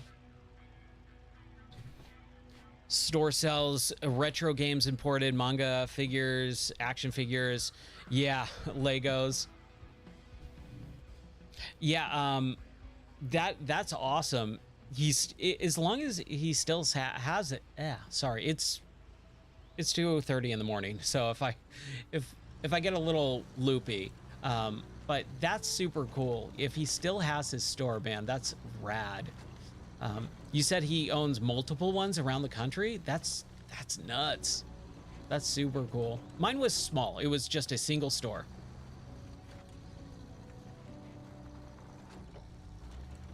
PAX East, yeah, the PAXs, they kind of overtook. I'm the same way. I'm very bummed that E3 is dead. When they announced that E3 died this year, and it was never coming back, they said we're straight up done with E3. I was really bummed about it, and I saw a lot of articles online saying, oh yeah, joy, E3 is dead, long live the Keeleys and all this stuff. And I was like, no, you're missing the point. You're missing the point so much. E3, as weird as it got over the last several years, especially with the pandemic, it was an industry event that allowed everyone to put a magnifying glass on the gaming industry and really focus in. It focused everyone in for a few days, for basically like a week, right? And now take a look at what happens when we don't have E3. We have 40 billion different press conferences and direct videos and streams where no one knows what's going on. Like, I have no idea what games are being released, when they're being released, who's releasing them, because there's no central location for any of that. And that's what I really think E3 was good for, was centralizing all of that stuff. So when E3 kind of announced that they're no longer doing E3, I wrote a video game article on my website about it. I just it was like an in memoriam of E3. And I posted a lot of pictures from a few of the years that I went, where like I met Ken Levine from BioShock and Cliff Bleszinski and stuff like that. And I owned a small game store, so I was going there for distribution, like trying to find distributors. But it was so much fun just being a fly on the wall, basically, just experiencing that stuff. It was so cool.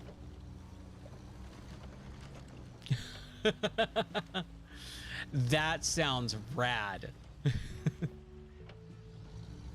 I know that you're making it sound not fun, like a 2-hour drive into a 4-hour drive. I get it, but man, that sounds like a blast to me. I would love doing that. Where am I going? I'm just kind of going, but I'm having fun talking to you, dude. Yeah, that's that. So you're driving your own truck? Oh, in a cold air. Okay. So I'm forced to drive my truck there for the display. Okay. So like, do you own that truck? The Cold War era truck? And which one, by the way? What type of truck is it? I'm not a car guy, unfortunately. I know of cars. I drive cars. I can appreciate cars, especially classics. I love classics and off-roading and all that stuff, but if you gave me a specific model, I might not know what you're talking. I probably won't know unless it's like one of the bigger ones. Dude, thanks, Faustism. I hope you have fun. Have some fun playing Prison Architect. I appreciate that. And thanks for the hydrate. I definitely need that, and the posture check.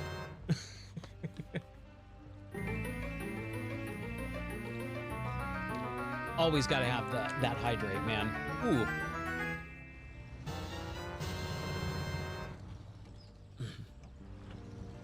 But yeah, I never got to go to PAX. That was something that I really wanted to. Regular PAX was up in Seattle, and I lived in Southern California, so that's a drive. And then all the other PAX were like PAX Austin, so in Texas, again, another like 15 to 20-ish hour drive. And then on the East Coast too, I never came out to the East Coast until I moved out here a few years ago. So I never got to go to PAX, but I always heard amazing things about it. It always sounded really, really fun. Ooh, here we go. We can explore over here. There we go. I would love to go at some point, but I don't know. It's like PAX is still going on apparently, right? Like conventions are all, you know, back to normal and all that stuff. I don't hear about them anymore. That's one of the things that's kind of weird is I don't pay a lot of attention to the games media as I used to. I've kind of gotten really, really tired of it. And so I don't really have a good finger on the pulse as much as I used to with all the different types of crazy stuff.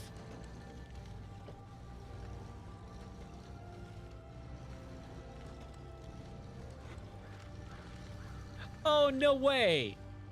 That's super cool. That's what I'm driving right now. That's rad. One of my favorite things in this game, in SnowRunner in particular, by the way, was one of my favorite things in games is if it's a car game, if it has a car that I own in real life, even if that car sucks, I will drive it. And so I own an H2 Hummer, and one of my favorite things that's the car that I drive, that's my main in SnowRunner, is the H2 Hummer. Because I actually own it in real life and I love driving it, even though it's kind of like a lemon. But it's so fun to drive around a car that you own in a video game in real life. Oh, that's cool. I like the little tents and stuff.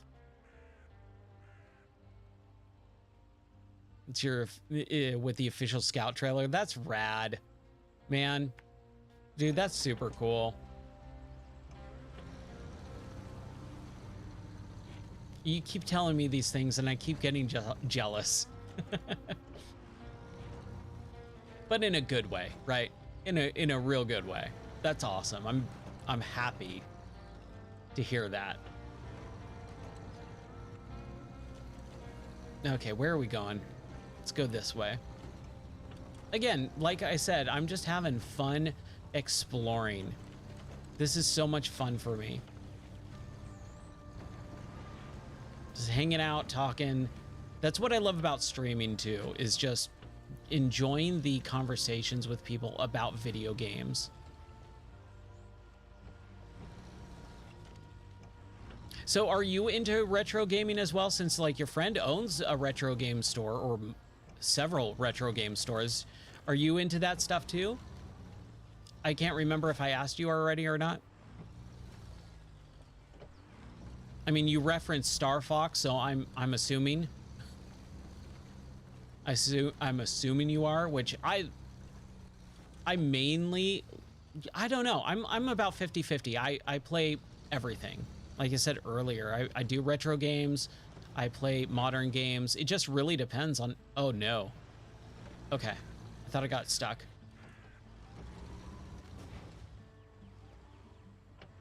Ooh, you collect a, what is your favorite game in your collection that you own? Like, what's the one that you just jump for joy that you have collected? PlayStation games too. That's awesome. I'm assuming all PlayStation games, but PS1 and 2 and 3, right? Jet Moto 2, dude. That's rad. I miss Jet Moto. Oh my gosh, I miss Jet Moto so much. I loved that series growing up. I played it recently, the first one, for a video that I did. And I was like, they don't make games like this anymore, you know? I mean, take the Butterfinger and the Mountain Dew paid advertisement stuff out of it. It's still super, super fun. Like it's a kind of a weird game to get used to, but once you play it, it's awesome. I love it. I love Jet Moto.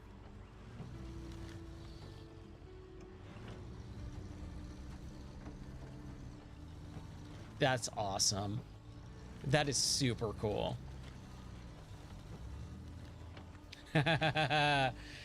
Diddy Kong Racing. I played partially through that like 2 weeks ago. I got stuck on one of the silver coin challenges, the one in the snow village, Frosty Peak Freeze or something. I can't remember. I think that's Banjo-Kazooie, right? But there's a snow level that the silver coin challenge I just got stuck on. I did it for like an hour and I'm like, I can't get first place and all the silver coins. It's one or the other, buddy. Come on, let's like, but yeah, so I had to stop streaming it for a while. I was getting frustrated.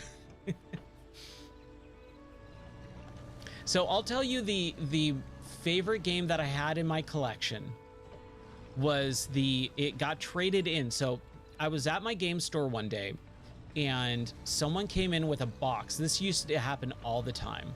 Just a box of stuff of, hey, my, you know, grandpa passed away, or hey, my brother moved away, or something like that, where they're just wanting to get rid of video games. And we were the only ones that were taking in old retro games. GameStop would not go. Oh, did I run out of gas? I ran out of gas. GameStop. Oh, dude. And there's an airdrop right there. 61 meters away. And I ran out of gas. That's how it goes in these games, right? Don't I have another truck? No, I only brought the first one. So anyways, let me finish the story. Sorry to stop in the middle there. So someone came in and brought a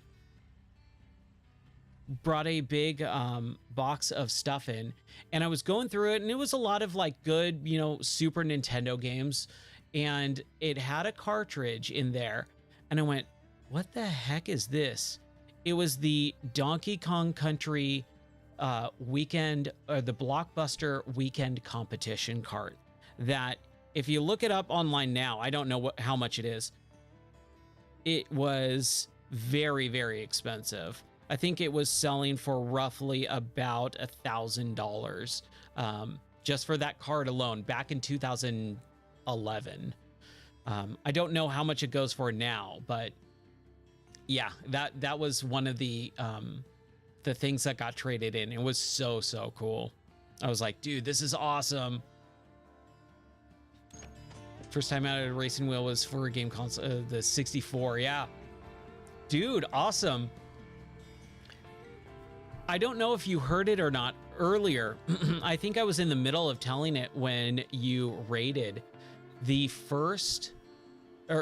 last time I used a racing wheel was when I won a Vice City, or I was trying to buy Vice City from the game store that I was going to. This is back, you know, when Vice City was launching. And because the store owner didn't get the copies in on time, they were trying to appease the customers by doing some video game tournaments. I won a video game tournament for Time Splitters. I think it was the first one. I think the second one wasn't out yet. But Time Splitters, I won a tournament, and they gave me a Nintendo 64 steering wheel. It could have been Mad Catz. I don't think it was the ASCII one, but it was a Nintendo 64 steering wheel, and that's the last time I played with a video game steering wheel. Okay, let's return to headquarters. Hey, we got some money for it, so I'm down with that.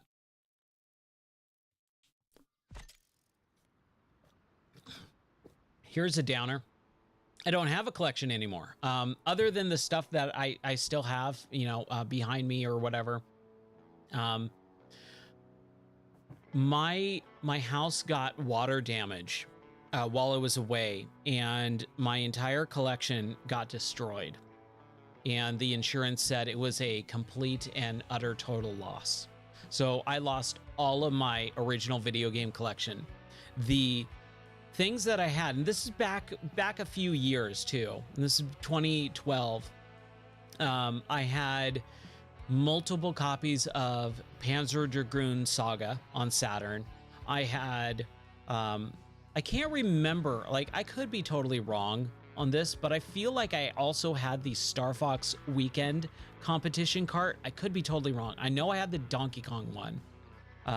Donkey Kong Country Weekend Blockbuster competition cart, and a couple others stuff that was like really special to me, and all gone, all completely destroyed.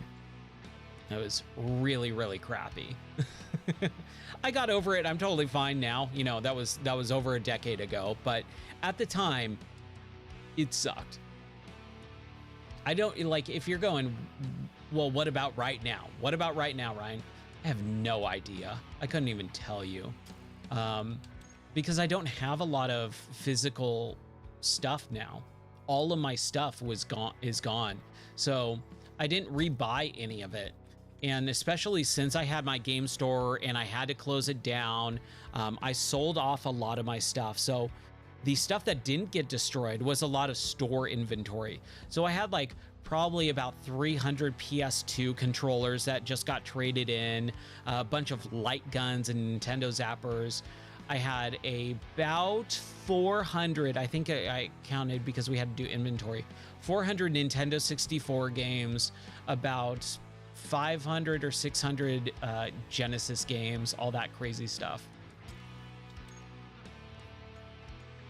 Yeah, I had the Virtual Boy Blockbuster rental kit where it came in that, you know, that foam carrying case, and it was in perfect condition too. I'm so mad that got, I mean, I don't even think it was really just, oh, you know what? I could show you something that I still do have. Give me 1 second. Give me like 30 seconds. I'll be right back and I'll show you. It's actually pretty cool. Give me 30 seconds. It's just in the other room.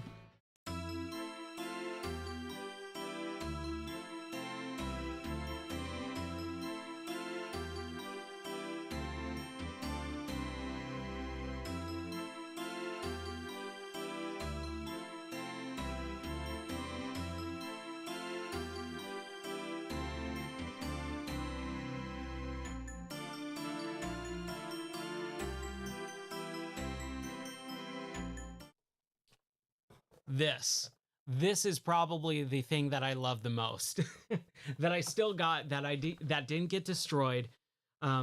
It's a neon sign from the Nintendo Service Center, like one of their distribution service centers in Nintendo. I got this. That's probably the thing that is in my collection. At the time, around 2010, when it got traded in, I think I priced it for about $350, somewhere around there. It could be cheaper. It could be more expensive at this point. I have no idea. But that is the thing that I still love that I have out of all of that stuff. It's kind of cool. But yeah, I don't have a lot of that stuff anymore. Yeah, I mean, it's all neon cathode tubing too. Like, it's all legit. It's super bright. It's super warm when you turn it on. And I had it behind me for a while, but I also do a lot of professional streaming for work. And so I can't have like video game stuff in the background. And so I had to constantly change stuff back and forth. And I was like, you know what, I'll just make it a little bit, you know, more obscure video game stuff and not have a big old Nintendo neon sign behind me when I'm trying to teach. Let's do a little Arizona. Yeah, so I actually have my camera position out of frame, the Mortal Kombat arcade, because yeah, that would be really bad when I'm teaching. That is something that professionals don't really appreciate like the way that I do. Let's see here. Back. No. Not back. Deploy. Deploy. Oh yeah, let's do this. Let's do this and then go there. Yeah, so the way that my job works is I do a lot of training on site, so I actually go out to companies and all that, but we're focusing or trying to focus more on online training as well. So I have to be professional. Here we go. Here's a little change of pace for you. Man, this is totally a different feel in this map. And I still managed to like magnetize to the tree. I think it's this way, right? Like you go down over here. But yeah, those game store stories that I like telling on stream every once in a while, they're real fun memories to remember.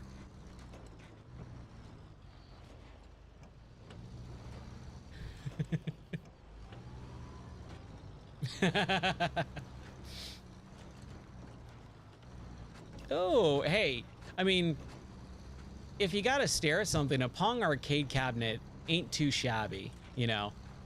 Like, at least that looks semi-professional, you know? It's not like like Gundams and stuff, you know, I can see why people would be, you know, not happy about that, but like, how can you be mad about a Pong arcade cabinet, man? Come on. Everyone loves Pong.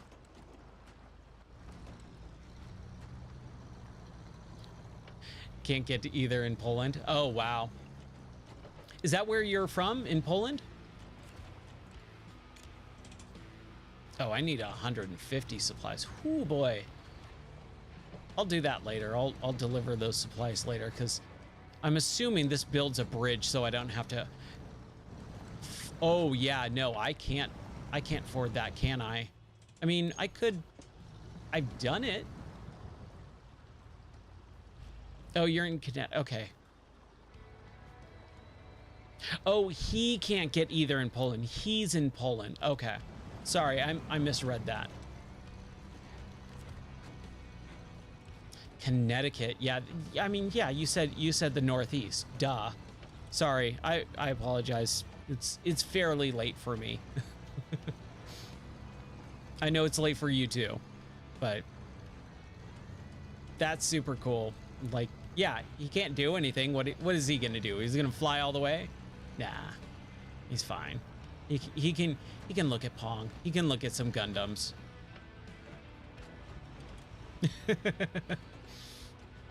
I hear ya. I totally should too. Nice. I wish it was that early for me. Yeah, it's almost 3 a.m. here. But you know, I'm having fun streaming for a while, so I could be up.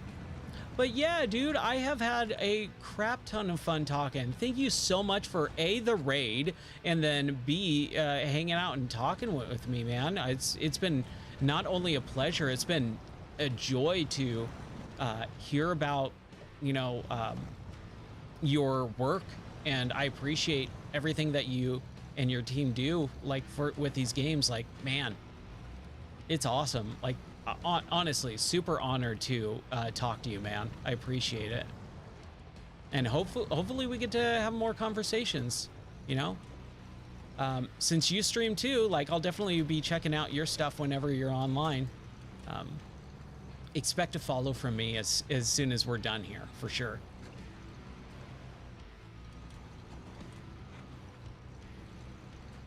But yeah, it's been a real blast kind of learning some of that stuff. Thanks for the tips too, by the way. Whew, almost drove off. That's cool. Sunday's coming up. I would love to watch a little bit. I gotta be entertained too, man. I can't do all the entertaining myself. So yeah, I'll definitely look out for that on Sunday. Oh, what am I doing? Yeah, I love being able to power up, you know, cliff like that. Yeah, it's definitely something that you gotta not just get used to, you got to be okay being on camera. I come from a film and, you know, acting background. When I was younger, like that's what I would do. So it doesn't really bother me at all. And again, my job is also this basically for work. So it doesn't bother me, but I can see how it can just be really stressful for a lot of people for sure. So it's not easy. It is definitely not easy. That's for sure. I would never say, oh, it's a piece of cake. Who cares? No, like, oh, cool. Yeah, PNG tube. Yeah, it is draining. That's for sure. You stream for a few hours, you feel not just emotionally drained, but also just physically drained. Sitting here talking for hours and hours and hours on end, it's rough. It takes a toll. But if you enjoy it, you know, that's really what matters. Like, if you enjoy it, then, you know, just do it on your own terms. Don't try and set some crazy thing where you can't enjoy it. If you don't enjoy it, then, you know, what are you doing? But yeah, dude, I'll definitely check it out on Sunday. I mean, if you can't do it at Sunday, that's fine too, but I will definitely give you a follow for sure. Come on, buddy. What am I trying to do here? Can I go that? I could go that way. I can go a little bit further here. I kind of want to build that bridge. I feel like I should probably take a couple other cars so that I can do multiple just down runs. Oh yeah. Yeah. Yeah, when you got kids, man. Man, respect for anyone who streams and has kids, because that can be rough on a family, you know. I'm sure like, again, it's all about priorities. As long as the priorities are there, it's fine, but you never want to neglect your kids or anything like that. Streaming is fun, but it should be a hobby more than anything else. But yeah, YouTube as well. YouTube is a great, powerful tool.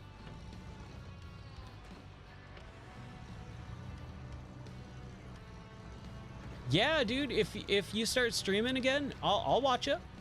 You definitely got a follower in me, for sure. Here we go. Come on. Should I just restart with multiple trucks? I feel like I should. I need to haul like what? I can only hold 30 and I need to haul like 150. Yeah, let's do that. Let's back out really quick. Let's grab a bunch of a grip load of cars and do that. What was I doing? No, I was in the Carpathians. We were in Arizona. We're in free roam. We're going to take a grip load of trucks. We're going to take everyone. Everyone's coming with. We got 50 on this one. All right. We've got 50 on this one. Okay. We've got, let's unload the device here. Ooh. There we go. Yes, I do have a YouTube. I'm actually multi-streaming. So I'm streaming on Twitch, Kick, X, YouTube, and I sometimes, if I can get it working, Instagram, all at the same time. I'm everywhere. But yeah, the YouTube mostly is for archiving these streams, just so that there's a permanent archive, and then also because I do videos and stuff like that as well. So yeah, if you want to check me out somewhere else, you know, there's multiple places to check me out. I want to get rid of this device. What do I do for that frame? That's what I needed. Just unequip that. How do I unequip something? Yeah, MySpace streaming, right? How's it going, Jared? Haven't talked to you in a couple days. I know I've been kind of closing my streams a little bit early. That's because I have work in the mornings lately, and so I haven't been able to stream as much. But yeah, man, how's it going?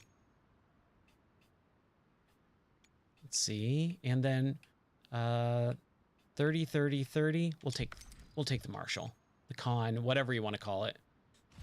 Now this one, yeah, 50. Okay, cool. So right here, let's build this. Oh crap. No, we can only do so many, huh? 2.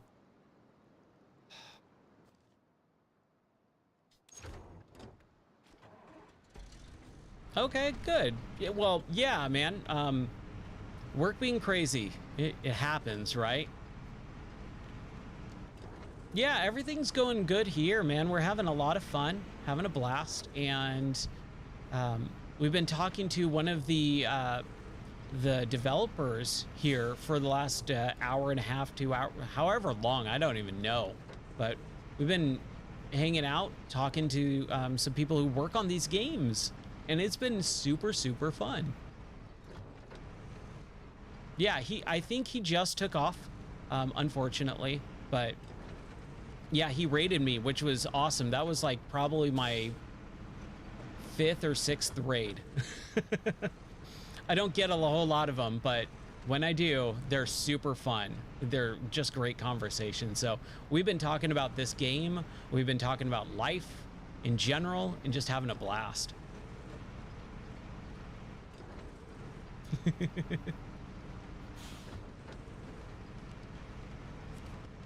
All right, so deliver all.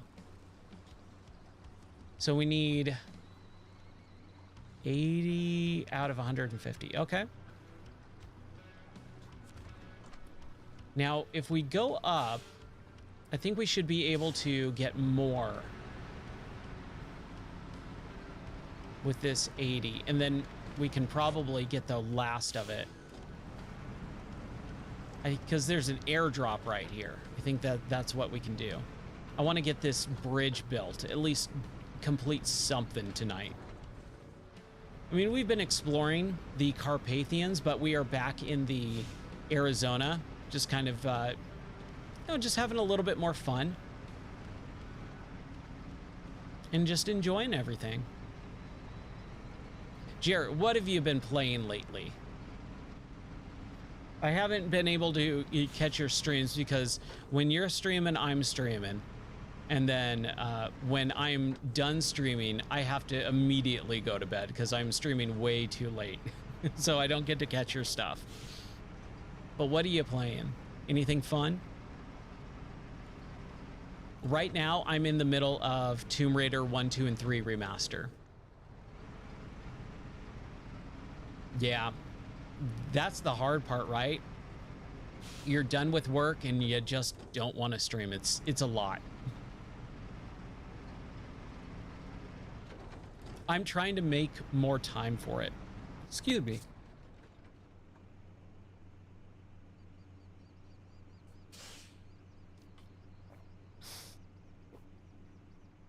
Charlie and the Chocolate Factory for what system? GameCube? I'm assuming GameCube? Because that's 2005.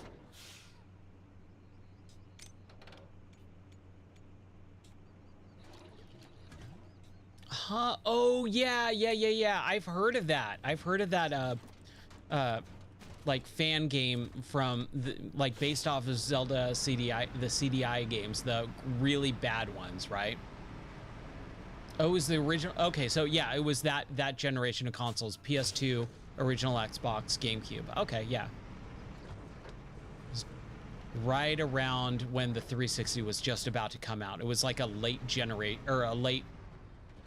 system game.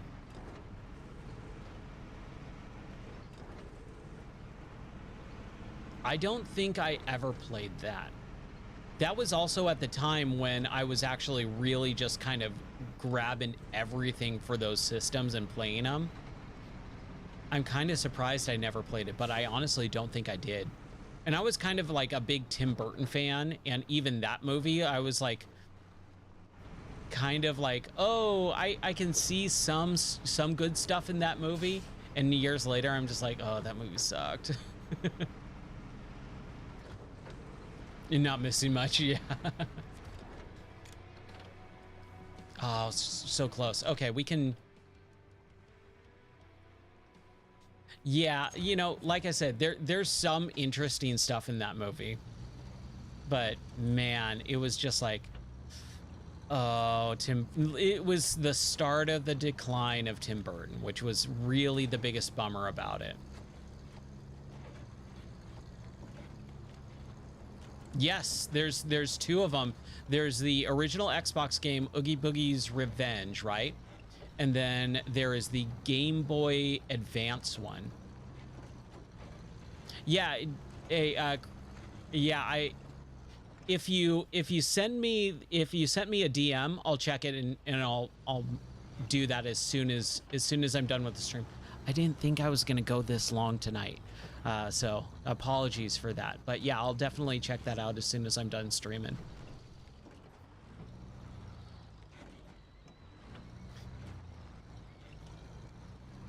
My TV song was awesome. Yes, I actually liked most of the songs in the new Tim Burton version. Deep Roy was an interesting choice for Oompa Loompas, I'll say. Yeah, like that game, man, or those games, really interesting. You know what? I might have seen you play that the Nightmare Before Christmas game. Were you playing that like last week or maybe earlier this week or something? Because that seems like I saw that recently. No, we don't want to do that. We want to deliver supplies. There it is. We got a bridge. Sweet, that was totally worth it. This controller rubber is like peeling off in my hands. It's super weird. I don't like it. Got a bridge. It wasn't? Okay. Yeah, I saw someone playing it and I went, oh, that's right. Nightmare Before Christmas games. Because the only Nightmare Before Christmas thing that I've ever played in a video game was in Kingdom Hearts when they go to Halloween Town. That's the only time I've actually played something Nightmare Before Christmas related in a video game. Because there wasn't a lot. There was not a lot of that stuff. Oh, that's right. So this is what we were doing. We're going to take this across. Okay, yeah. We're doing good here. Awesome. Let's keep going. Let's keep going. I know it's a cliche and I know it's been said a billion times over that licensed property games were bad, but for every 10 bad ones, there was one good one. And I miss that era. I was talking about it a little bit ago earlier too. Yeah, The Godfather, Scarface, Warriors. Dude, the Warriors. The Warriors is such a good game. No one talks about it. It's by Rockstar of all people too. No one talks about it. I was saying it earlier this stream where this game in particular kind of feels like a herald to that time where we were getting budget games, you know, lesser budgeted titles more often. And I was saying how such a big bummer it is that we don't get smaller games by studios instead of these big studios spending so much time and money on these big AAA budget games that we're getting one game from a studio every 5 to 7 years. 5 to 7 years. Exact. No game needs to be $70+. Let's argue that fact. But yes, I know exactly what you're talking about. Not every game needs to be super big budgeted. Give me a game like this. That's why I'm really enjoying this game. Is this game is 30 to 40 bucks depending on where you get it. I got it for I got the special edition, the Super Ultimate Supreme Edition. Spent 60 bucks on this game.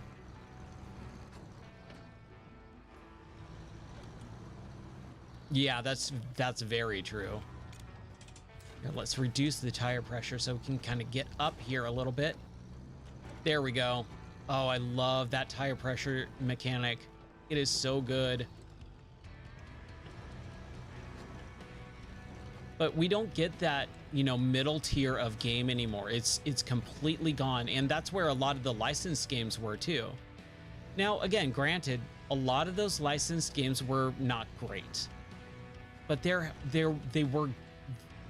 was a lot of good ones as well as bad ones.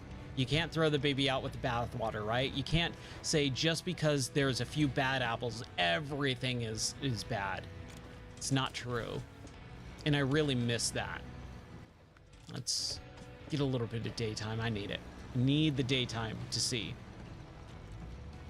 I'm trying to think of other good licensed properties. I mean, I've been going for a while here, so my brain's starting to melt a little bit. Ooh, I don't think I ever played the Haunted Mansion game. The Pirates of the Caribbean game was pretty good too. Disney ride-based movie games were fairly decent. I mean, Adventures in the Magic Kingdom kicked it off. They set a pretty high bar there. I always loved that game. That was always one of my favorites. I played that on, I think you were watching me play that game on stream a few months ago, like back in January, right? Ooh, that sounds interesting. I never got into Luigi's Mansion. I always wanted to, but I could just never get into it. It's a super cool concept. Yeah, I mean, the Thunder Mountain Railroad, the music is great in that, but the concept, it kind of, or the execution of the minigame in that one, it kind of sucks. The Space Mountain also kind of not very well done. I think it could have been done better, but it's not that big of a deal. Oh, we should be able to plow through this now that we have better vehicles here. Yes, Universal Theme Park, the GameCube, which was super weird. I never understood why it was locked to the GameCube. Ooh, how do I crap. How do I get up here, man? I guess I have to crawl up it, maybe. Let's reduce our tire pressure. Here we go. That's what we do, right? No? Maybe, perhaps? Yeah, there we go. Dude, I love it. Makes all the difference in the world.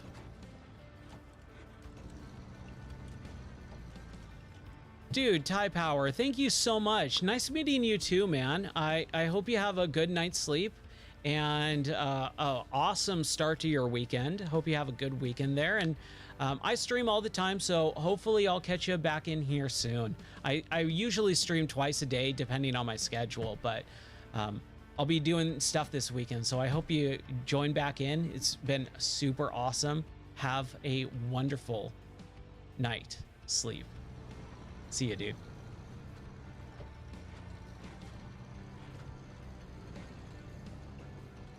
Yeah, I don't even remember much of the Universal theme park game. It's a lot of like, you're getting tickets for crap. And there is really no way to flip yourself. And I was so close to the thing. We do have this thing, so let's get to it. And let's continue on. Let's try. We'll attempt it. It has been a long evening of streaming, so I don't know how much longer I'll go, but I'm having some fun conversations tonight. Man, this has been a great stream. Just a blast. And I hope everyone else is enjoying the stream too. That's right. Collect trash for points.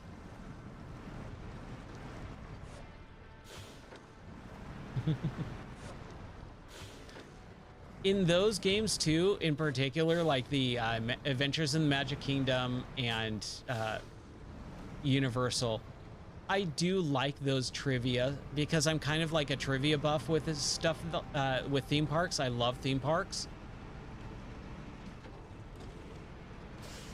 Yes, the thing that I really remember is Back to the Future. I remember going, because we very rarely, like even now, there's not a whole lot of Back to the Future video game stuff.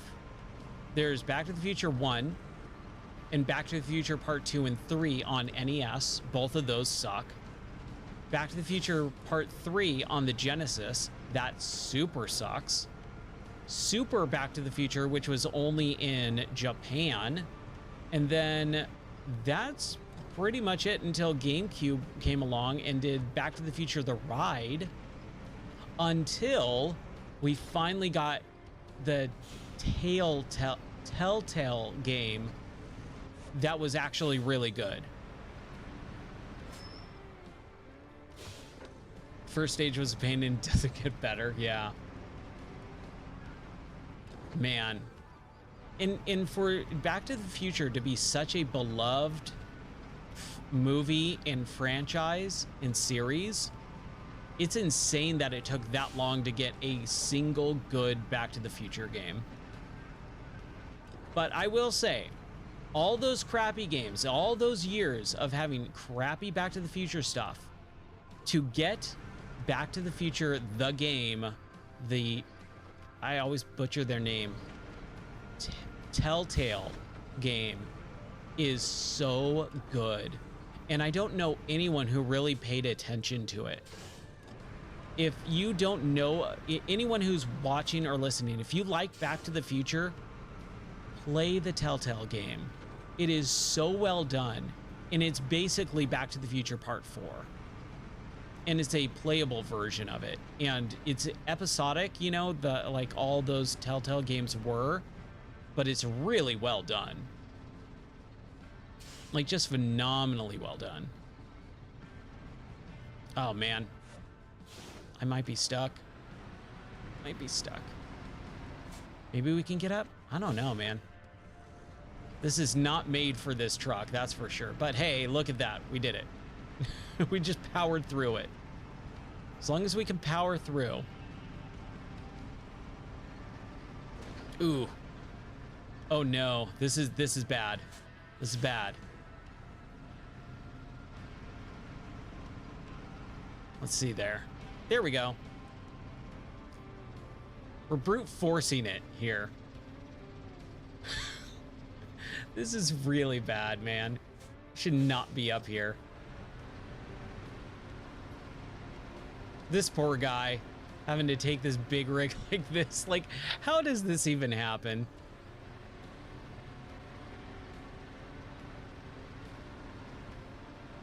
Yep, Jaws Unleashed, man. That game, I remember when that game came out, I was like, they're making a Jaws game? Oh, finally, after Jaws NES, we finally get a Jaws game on... I played it on the Xbox. I was always an Xbox guy over a PS2 guy, because I kind of preferred the more powerful hardware and the graphics, and having that load time be murdered.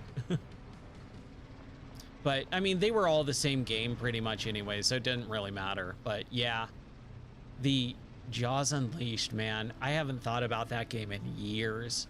Last time I thought about that game was in 2020, because Man-Eater came out. I don't know if you've ever played Man-Eater, but it's basically a shark game where you're it's like Jaws, but like on crack. Oh, you've heard of it though. Okay, good.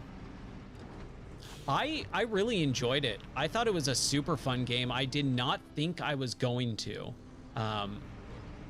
I was like, oh, that looks super hokey. That looks really dumb. But I did finally end up playing it later on that year when it came out, because it was on, I think they like either gave it away or it was like $5 on Epic. And I was like, all right, fine, I'll take a chance. We were moving across the country at that point, so I kind of needed something to get my mind off of moving. And dude, I loved it. I had a ton of fun with it. Yeah, we definitely need more stupid hokey games. We don't get enough of it anymore, which is a bummer. If you ever want to check that game out, it's a real interesting game. I did a review of it on my YouTube channel, and it's real fun. And like I said, I kind of go through and explain, like, this is why this game is good. It's self-serious, but also knows that it's a joke. It knows how ridiculous it is, and you just have a blast with it. Oh, I still have a little bit amount of water. Oh, I needed that. My voice is about shot for the day. I'm having fun. We're making progress, though. We'll go for a little bit longer.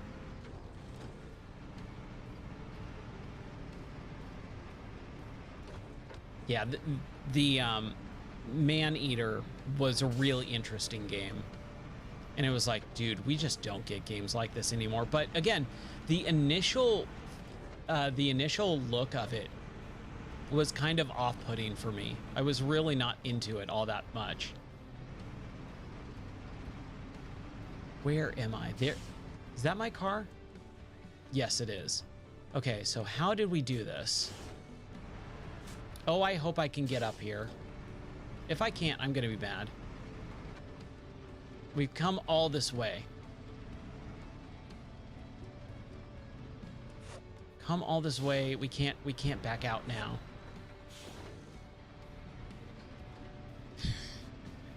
This game is also kind of goofy in the same way, where we're just trying to get up this thing, and it's like, there is no reason a truck like this should be anywhere remotely in this area. It should never happen. But because of this game, it is, and it's super fun. I just don't know how they're expecting people to get through this area like this. It's kind of nuts. Come on, Ryan. Ugh. But yeah, I'm trying to think of what, like, retro games. I haven't done some retro streams in a few days here since, I mean, technically I am playing through Tomb Raider Remaster, and those are technically retro games. I think I'm stuck. I think I can't make it up here. Like, it's just not gonna happen. Let's try. I love them. I really have always loved the Tomb Raider series. And I think the remastered is really well handled. The controls feel nice and tight, and I'm using the Tang controls, and they feel totally 100% accurate and good. They don't feel slow and methodical like they used to. It's like they've been kind of tweaked a little bit to ramp up the speed. So like when you're turning, you're not like turn, like you're rotating, and it feels really good to play. It looks phenomenal. The additions that they've added to the remastered graphics are really interesting, because basically what they do is they allow you to, or what they did is they took something like, let's say you're in a cave, and the ceiling is just, you know, one big cave texture, ceiling cave texture. They took some creative freedom where they allow some light, like cracks in the ceiling, to allow like God rays and light to spill in to kind of flood some of the cave with some ambient light. And it doesn't ruin the atmosphere. It actually adds to the atmosphere of the original game. And it also allows you to swap back and forth between the original graphics and the remastered graphics on the fly.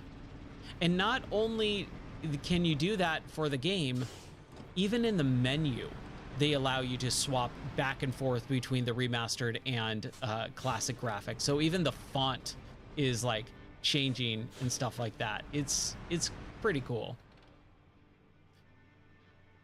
Yeah, man. Let's try the other way. Let's see if we can get on the other side of this and go back around.